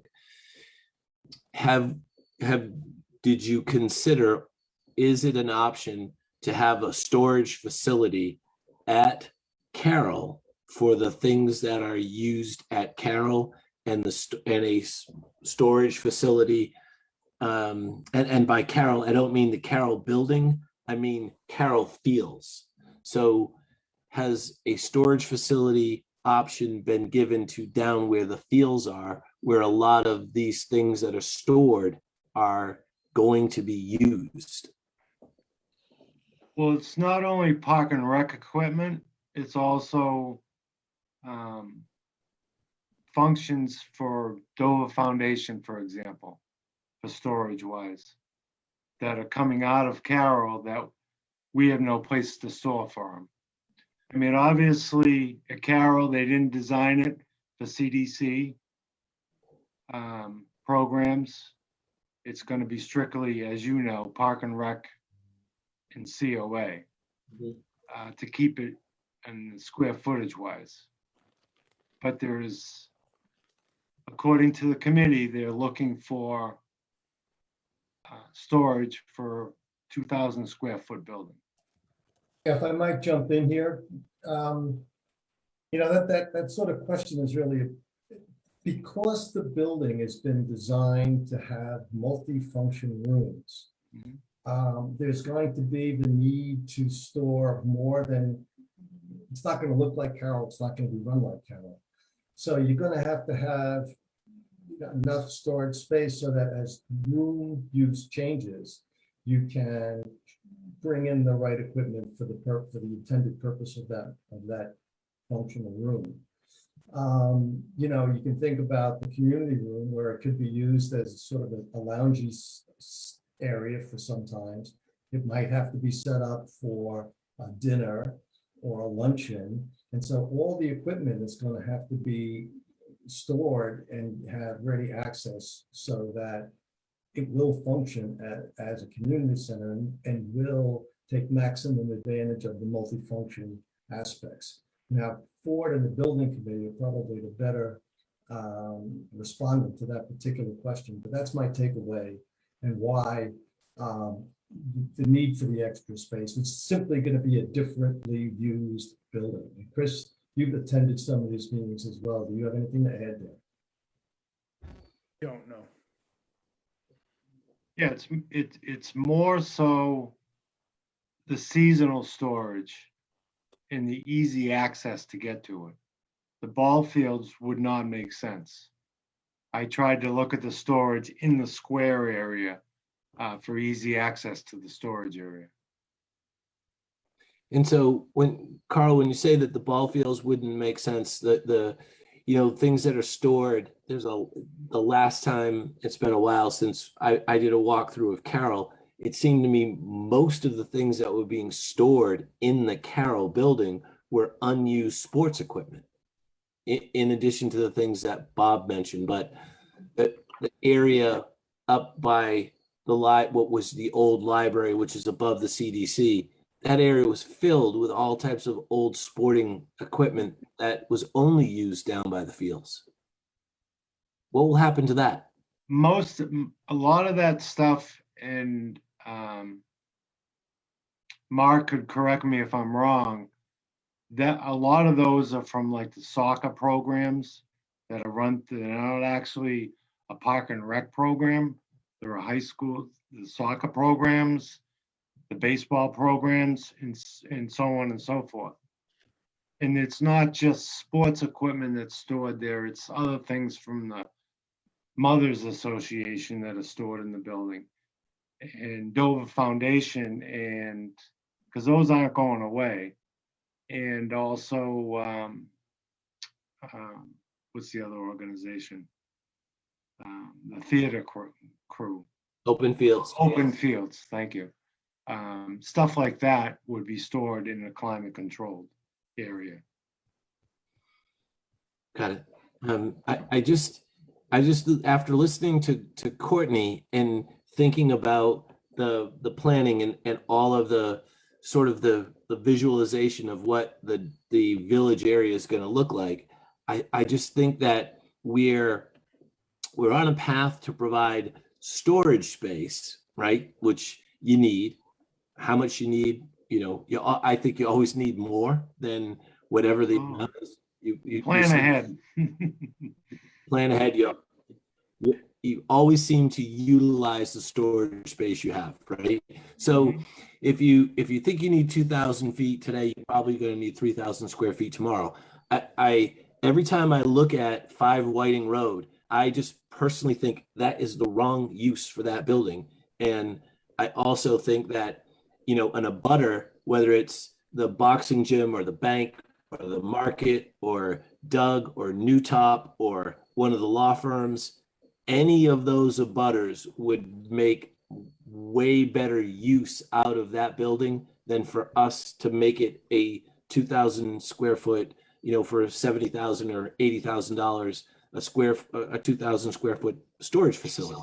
It just seems that you would have it would be a better use of our money to sell that building to an abutter, collect property taxes from it, and build a proper storage building somewhere that actually looks like a storage unit that has easy access and big overhead doors and you can get in and out of and blah, blah, blah, all those things.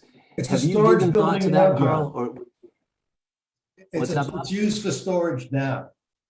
Yeah, it stores cars and engines and mostly tires, right? And So equipment. But I mean, this building needs to be online in April of next year.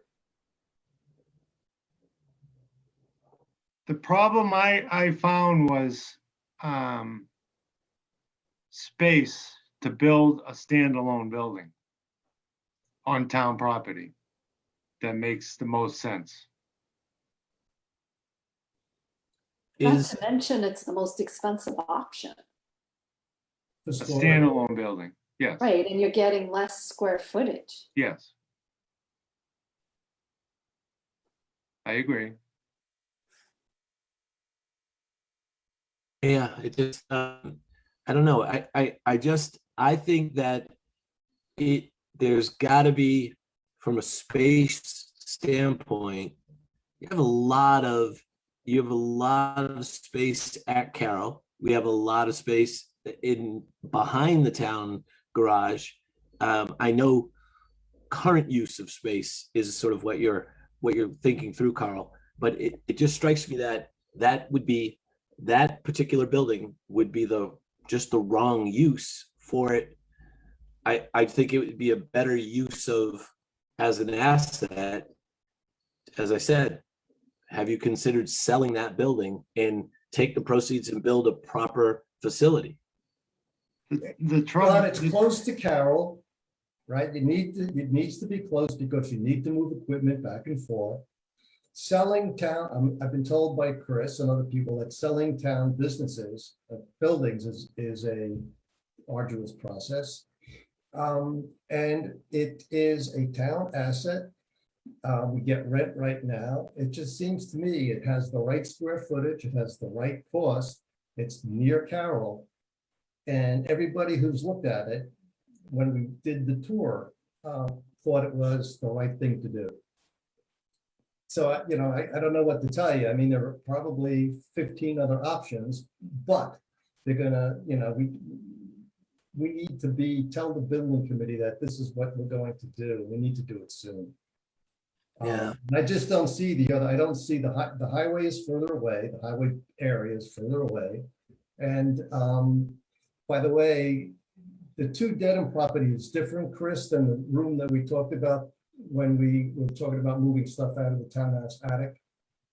Is this a different building? It is, yeah, it's the building right essentially next to the cell tower that Park and Rec uses. There's some open space in the back there that, you fit some stuff in there. Right, so it's right behind the town garage, right? Correct. Next to the salt shed. It Right, actually used to be a salt shed. Okay. yeah, Carl, because you- not the- the most attractive building. The green building, right? The green Yes. aluminum sided building. Is to the right to the left, as Chris said, of the cell tower. I even looked, the town owns property behind the cell tower that abuts Yeah. the Friars property, but it's not big enough to put even a 1,500 square foot building. What about the piece of land behind to the left of where the salt building is, where the tree just came down? There's a big tree that was leaning against the building that has all the salt in it, to the left of it. If you're looking at the front of that building, there's land at the essentially between Haven and between Church Street. That's all swamp back there. Really? Yep. I like that one. No, right, you're talking about near Bart Fezzinen's house. Behind it. That, yes, behind it. That's all Behind swamp. Bart's, behind Bart's house, Yep, that's all swamp back there. which is now Pete and Nicole's house, just for the record, but Has- Well, I don't know the new owner. I just know it was Bart Fenz. So, so yeah, so I mean, you want to take a walk down there anytime, I'd be more than happy to walk the property with you. sure, I'm happy to do any of those things. I'm just, again, in the context of what Courtney just went through, I'd like to see how it fits in to that. The idea of having a standalone building, I think, is a great idea. The idea of it being only 1,500 square feet, I'm not at all, and as Robin said, it's the most expensive option. But if it could be for the same amount of money, if you could get 2,500 square feet, well, that'd be a great deal. Mhm. And Carl, what about the bank? Is the bank part of the property that the market is on, or is it part of the property that 5 Whiting is on? That is owned by the market. Presently being leased by Bridgewater Credit Union. But they haven't been in there in 2 years. No one's been in that as a bank for 2 years, It's been at least 2 years, if not maybe 4. maybe more, right? Yeah. So what's the viability of that? We would have to buy it. You'd have to buy the property. Right.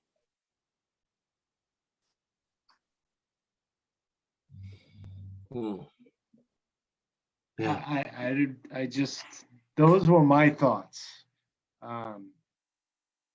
Especially given the fact of the time frame. Not that we need to be our backs to the wall to make a decision, but even if we Right. sold the property, you're talking a year and a half. By the time you go through all the proceeds, for a real property sale. I mean, the building, I believe, is valued at about 700,000 through the assessor's office. seems to me we could do a lot with 700,000 in terms of storage and make it an asset that the town receives property taxes on, and put up a storage building. I just think as an asset, as a value, we'd be much better off selling it, taking the proceeds, building a proper storage facility that's 4,000 square feet, right? I'd like to move the motion. What is the motion, sir? The motion don't is think that there we is. dedicate. So The I mo- mean, we've gone around this, right? There's a recommendation made by Carl, 3 options. We should pick one and move on, no? I move to Rather than- dedicate. rather than go through an exercise of trying to, expand the options, given the timeline. And given the proximity, I mean, it's just the right building for this use right now, in my view. Right now, right? The key in that sentence for me is it's the right building right now. Is it the right building? Is it the right build for, think of it, I'm thinking of it in the context of what Courtney said. If we're putting time and energy and effort for this entire village, is it the right use for it 2 years from now or 5 years from now? Yes, John. But it's a John, historic the building. beauty is if we own it, we can make that decision then. I mean, we have to figure out how we use the Carroll Community Center and what the storage needs really are. And we have to put something in place soon because we're going to tear that building down. And at the same time, Courtney's working on the town center and what that's going to look like. So, voting to use storage at Whiting Road leaves a lot of options open to the town as you see how the town center develops.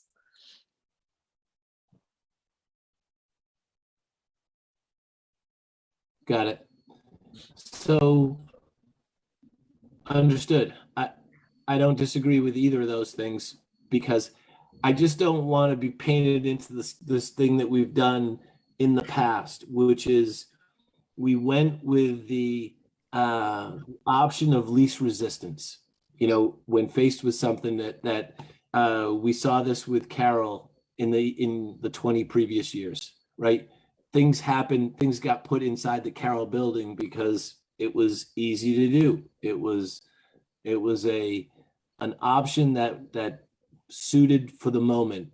And I want to think past in the moment to what's the best use overall for, as I said, for not just the next 2 years, but the next 10 years. Right, but unfortunately, we don't have the luxury of time right now. So you have, your other option is to get pods. They're very expensive. You have a building right now that's not generating a lot of revenue for the town. I would say we're reusing, air conditioning and heating units. We're spending minimal amount of money just to make the building airtight, and we can use it for storage. We'll wait till Carroll gets built. We'll wait till the town center, there's a more coherent plan. And at that point, we can reevaluate the options. That's the way I see it. And can I add something to that? Absolutely. Only if you support what I said. If Yes, you I don't, you cannot. Well, it depends on how you look at it. I just food for thought. If we don't have a place to store stuff from Carroll, we will end up renting storage trailers. Right. And they're expensive. They're not inexpensive, and they're ugly. Well, they would most likely be stored down highway because there's a lot of equipment, desks, so on and so forth, that are gonna have to be stored. Tables, accessible during the renovations for the year and a half it's gonna be. So you gotta think of that expense also. I mean, you could go the other route too and don't do anything to the bill and just use it for storage and spend zero money. But I I was still told think they you want- probably need doors on it. The doors are important because I think there's one functional overhead door and it's shaky at best. Do you have to put the climate control in? No. Do you have to do the upgrades on the electrical? No.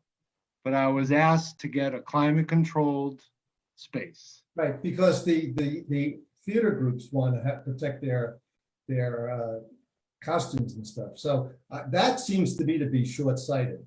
If you're going to make it a storage facility with the intention of it being that for a couple of years, you don't want to go cheap. you want to make sure that the things that need to be stored are stored properly.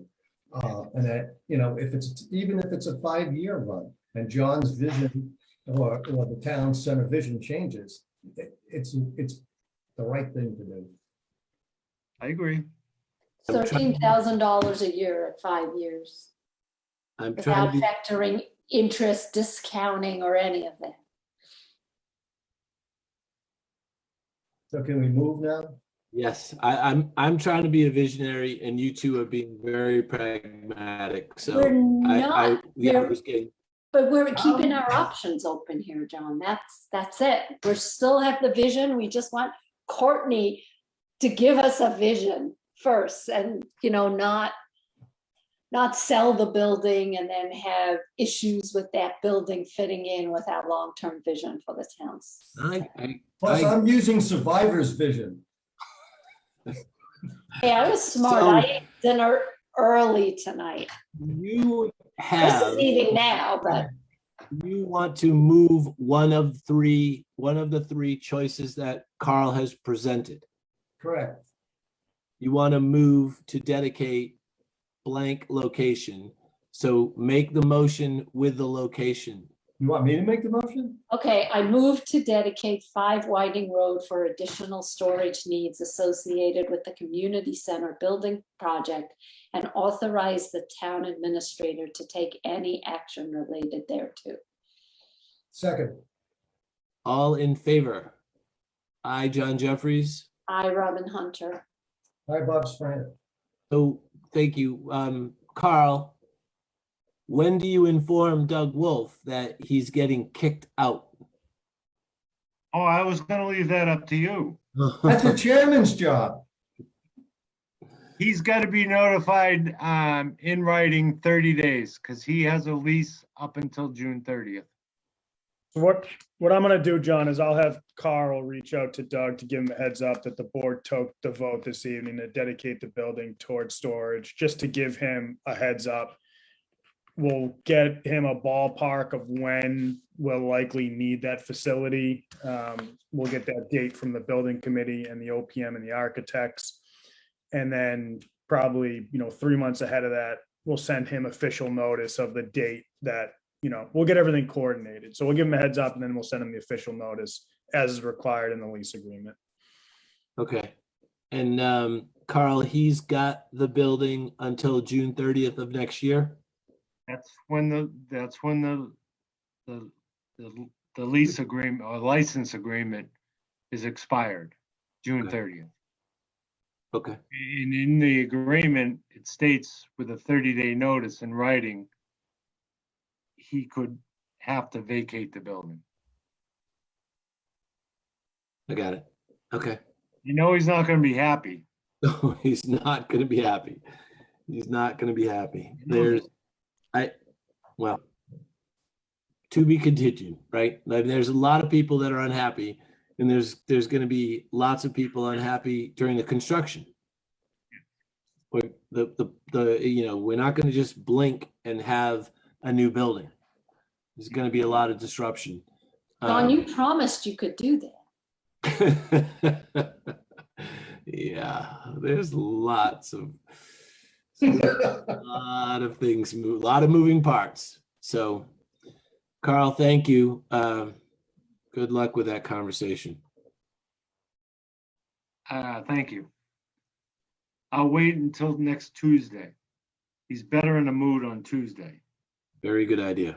Although Fridays are a good day too. Yeah, Never on Mondays. never on Mondays. Never on Mondays.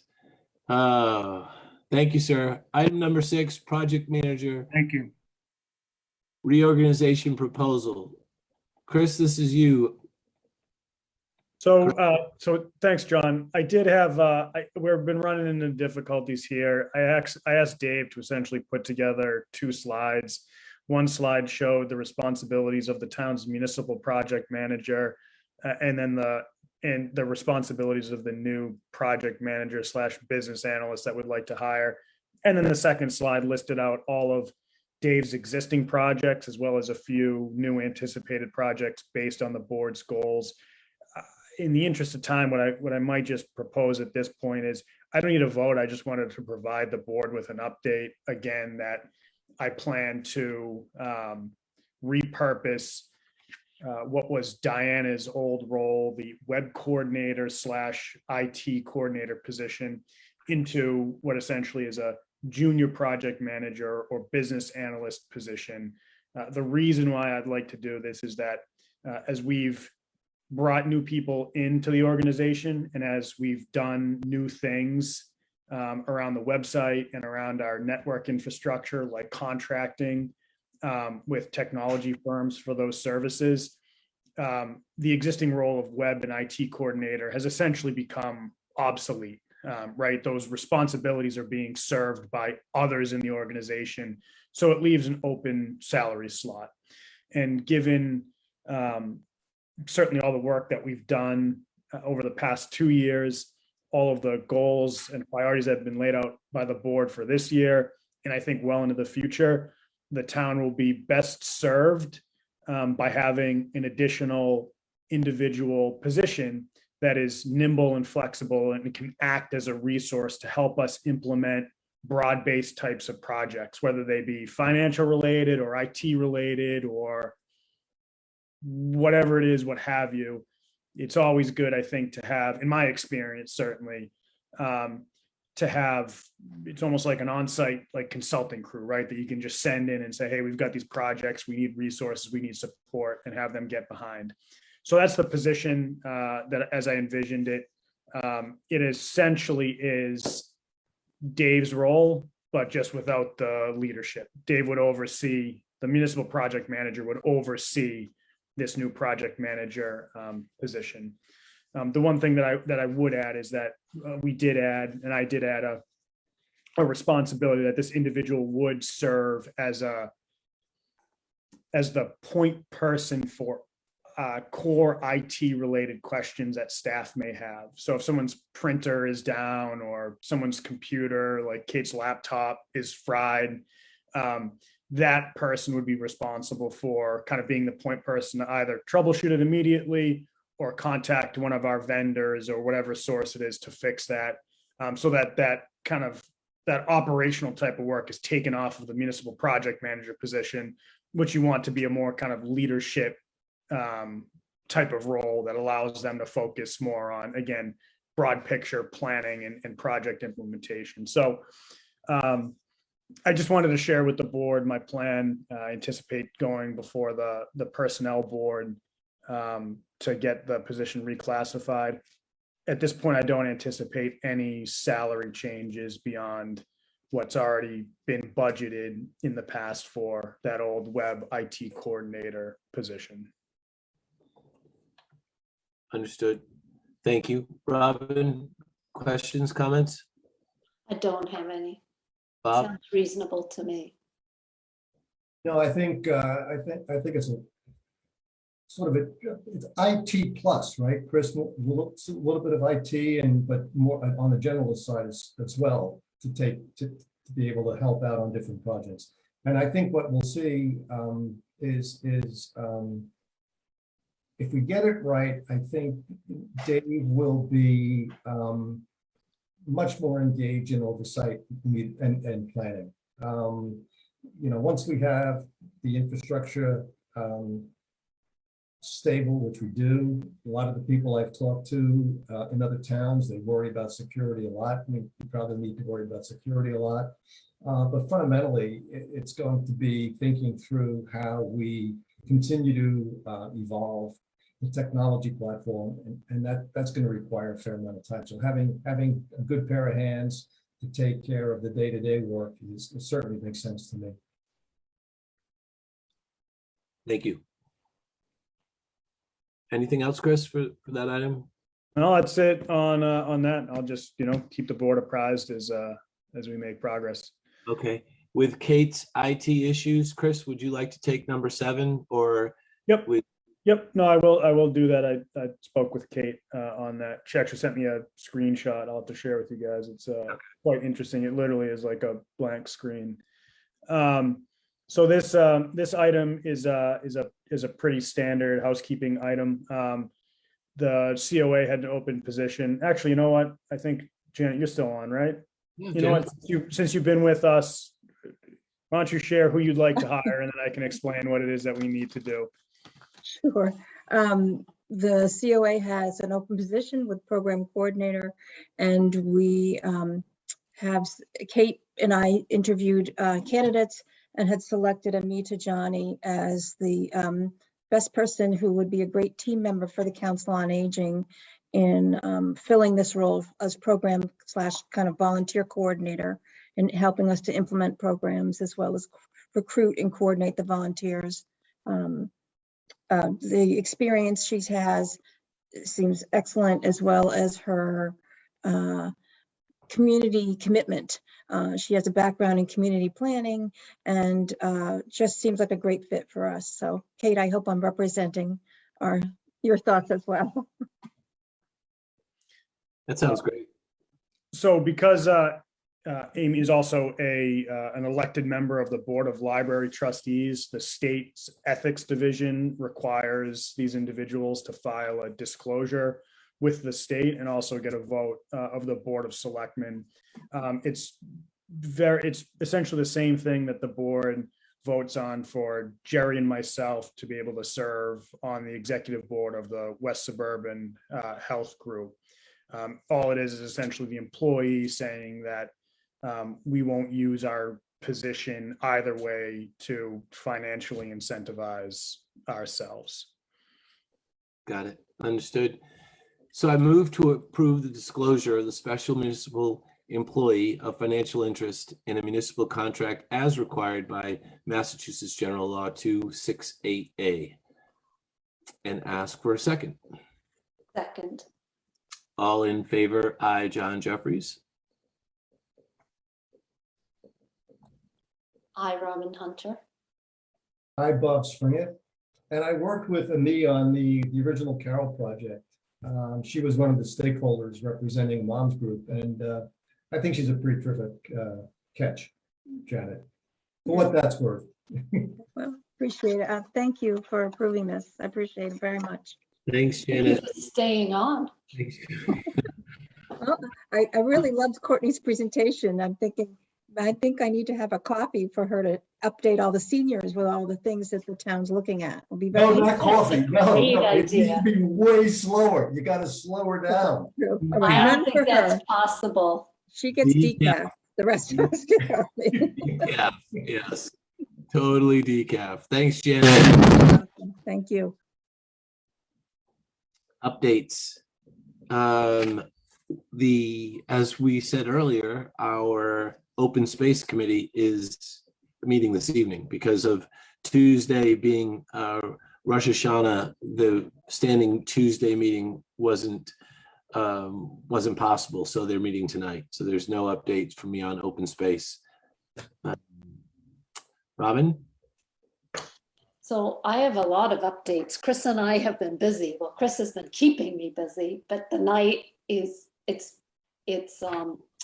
very late, so I'll be quick. So Chris and I have had a couple of really good calls with legal counsel to talk about the role of the Board of Selectmen and what are the town's responsibilities with respect to the discoloration of water that's currently been provided to Colonial customers. You know, we asked legal counsel to look at it from the town's perspective as the town, and then also as a customer of Colonial. So council suggested that we contact the DPU, and as it has it, Chris and Denise had already had a call set up with them. So, you know, we're making progress there, just understanding. Also, Chris and his team pulled together a really good RFQ so that we can go out to bid for our water consultant.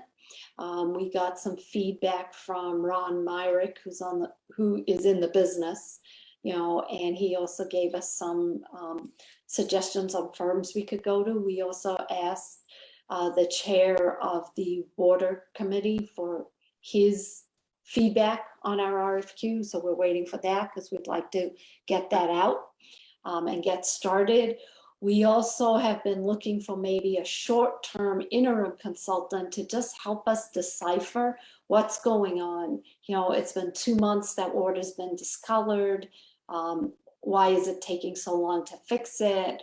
Are what Colonial's telling us, does it make sense or not?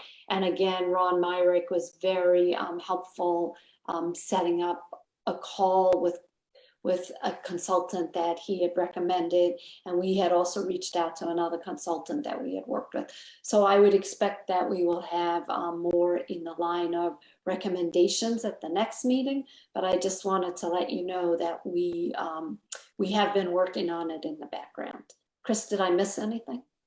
No, that was a great summary. The only thing unrelated to all that work, but related to water, is that Colonial Water did notify us that they're doing some work on one of the main wells, and they've asked people to limit their irrigation. But we've posted that on the site and on social just to let people know. But that was a good summary. That was Right, fantastic. and hopefully the rain has stopped people from irrigating too. But you never know. Thanks, Robin. Bob? Nothing on Carol. I have been engaged in talking to a handful of towns about their technology, specifically about their IT strategy, their website use, document management, and plotting a digital future, as well as just sort of general chit chat about how things are going on in the town. I've been able to talk to the deputy town manager in Arlington, the town manager, the IT guy in Bedford. I talked to the IT guy in Lexington. I talked with the town administrator in Wellesley, and I talked to I think the assistant town manager in Franklin. Cam Hudson, who is handling the other piece of the call out, has Concord, Natick, and Medfield to talk to. He's had much less success than I have because I'm just terrific at calling people and talking to them on the phone. Even Cam will admit that. And so it's sort of interesting because Chris has said to me any number of times that, you know, where we are now is pretty reasonably positioned with many of the other towns, you know, in and around us. And I'd have to say that based on my conversations with these folks at these towns, that's certainly true. They're all wrestling with sort of the same questions. They're all trying to figure out a way forward. They have different mechanisms for how they do things. I think it was Lexington, for example, who we know somebody from Lexington, so I can verify all this. That follows the Board of Selectmen planning process and maps out IT strategies for the way it goes. Everybody else seems to be a little bit more ad hoc about that. So it really is an interesting mix. And again, so it's just meant as doing this is similar to what Ford and I did when we were looking at local towns, community centers, to get a much better idea of what's going on, what other people do, what the obstacles are, etc. There seems to be opportunities to sort of share information. I know Dave has experience with sort of a collaborative of small towns. So there may be things that come out of this going forward as we sort of regroup and think this through, and then probably have follow-up questions. But it's really a planning exercise, and it's meant to be a planning exercise looking out over the next couple of years. That's great. Thank you. Chris, items for your update. Yeah, just a few quick things. First, I think everyone hopefully knows Dover Days this Saturday at 10. Are you gonna bring the kids, Chris? So It's I'm really fun. So I remember my first Dover Days. It Oh, was, I remember that. I was a couple of, maybe just a month or so in, and it was an awesome time. And then, as we know, last year it got canceled. And unfortunately, this year, Caitlin decided to schedule James's third birthday party this Saturday. So I am really bummed that I can't attend. But I have pawned off that to staff, so there'll be a good representation of the townhouse and department staff on Saturday. I'm gonna stop by. I always enjoy it. So Chris, the word is delegate. Delegate. Delegate, yes. Yeah. Well, this is a fun delegation though. Oh, yes. Yeah. So there's some, Courtney, for instance, it's like, oh, what's Dover Day is all about. So I was telling her, and, she's really excited she's going to stop by and get really excited about it. So there'll be quite a few people, which is good. It's a really fun day. Kate, dogs can come too, as long as they're on a leash. The Norway spruce holiday tree has unfortunately met its demise with a recent Park and Rec Commission vote last week. So they voted to remove it.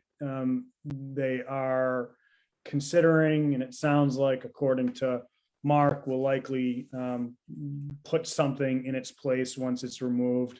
So there's a little bit of work that needs to be done in terms of removing the electrical that actually runs to the tree. And then there's a water line nearby. So there's just some prep work that'll be needed in order for them to remove that tree. But I know that is top of mind to some folks. So I wanted to give you all an update that vote had taken place.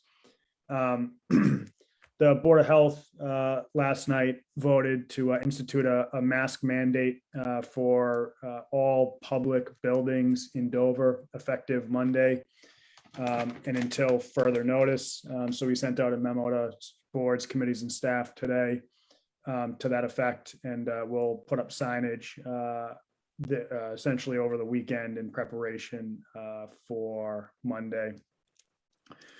Courtney mentioned the Natick Dam project in her conversation. This has gotten, there's been a couple of emails that have gone back and forth. So I just wanted to quickly, I won't go into too great of detail this evening, but I just wanted to let the board know that we've got, at least from a staffing perspective, we've got the town's conservation agent, as well as Courtney, the town's land use director, engaged in that process and following it along.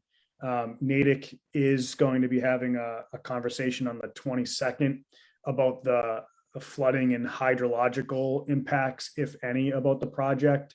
Both Janet and Courtney plan to attend that. But what I'd like to do is I've asked them to just solicit any questions that board and committee or staff members might have as it relates to the project, so we can get those to the Natick group, because now's the time for public input, both for those in the community as well as the surrounding community. So I just wanted to give the board a quick update on that. Robin, you covered water. And then the last item I have is Bob had reached out to me to ask me about repeaters and a vote that had been taken by the personnel planning board. Thank you. Related to essentially small cell wireless technology. So there is a bylaw that the planning board voted on to allow for small cell installation throughout town.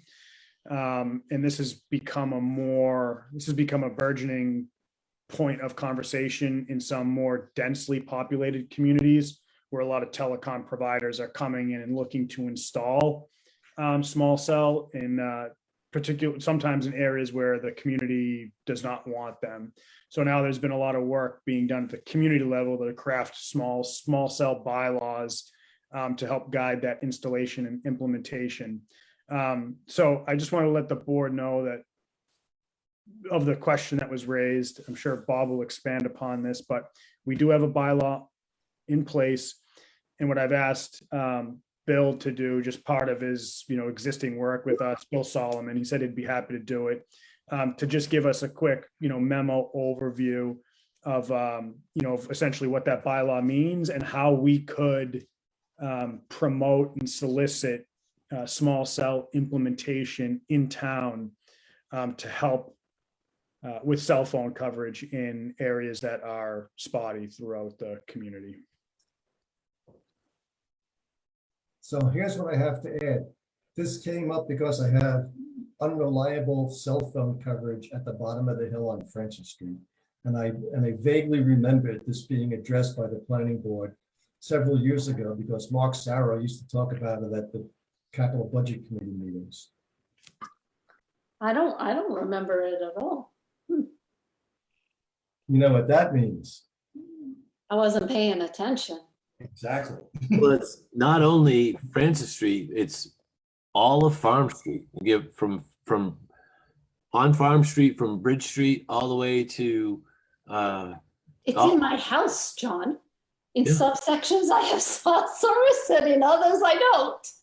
why don't you put it on Rio's collar and just have him walk around the house? We have weird Wi-Fi repeaters everywhere that are supposed to pick up my phone signal. And The serious side of this is if you're in an area with poor cell phone and with the gravitation to everybody using cell phones, it could be a safety issue for some. right. So I'll provide the board with that memo, and we can put it as an agenda item for a topic of conversation about, how the board would like to move forward and proceed. Thank you, Chris. Thanks, Chris. Thank you very much. Chris, for the next item for the consent agenda, I don't have any of the dates. There's no other one-day liquor licenses. It's just the items in front of me are the following items included on the consent agenda. So I have them, John. No, have- it says I can do it. It says, did you go down below? The I suggested move to motion. approve the consent agenda as presented, and then it has all the dates. you're so smart. You know what happened? You were in the way.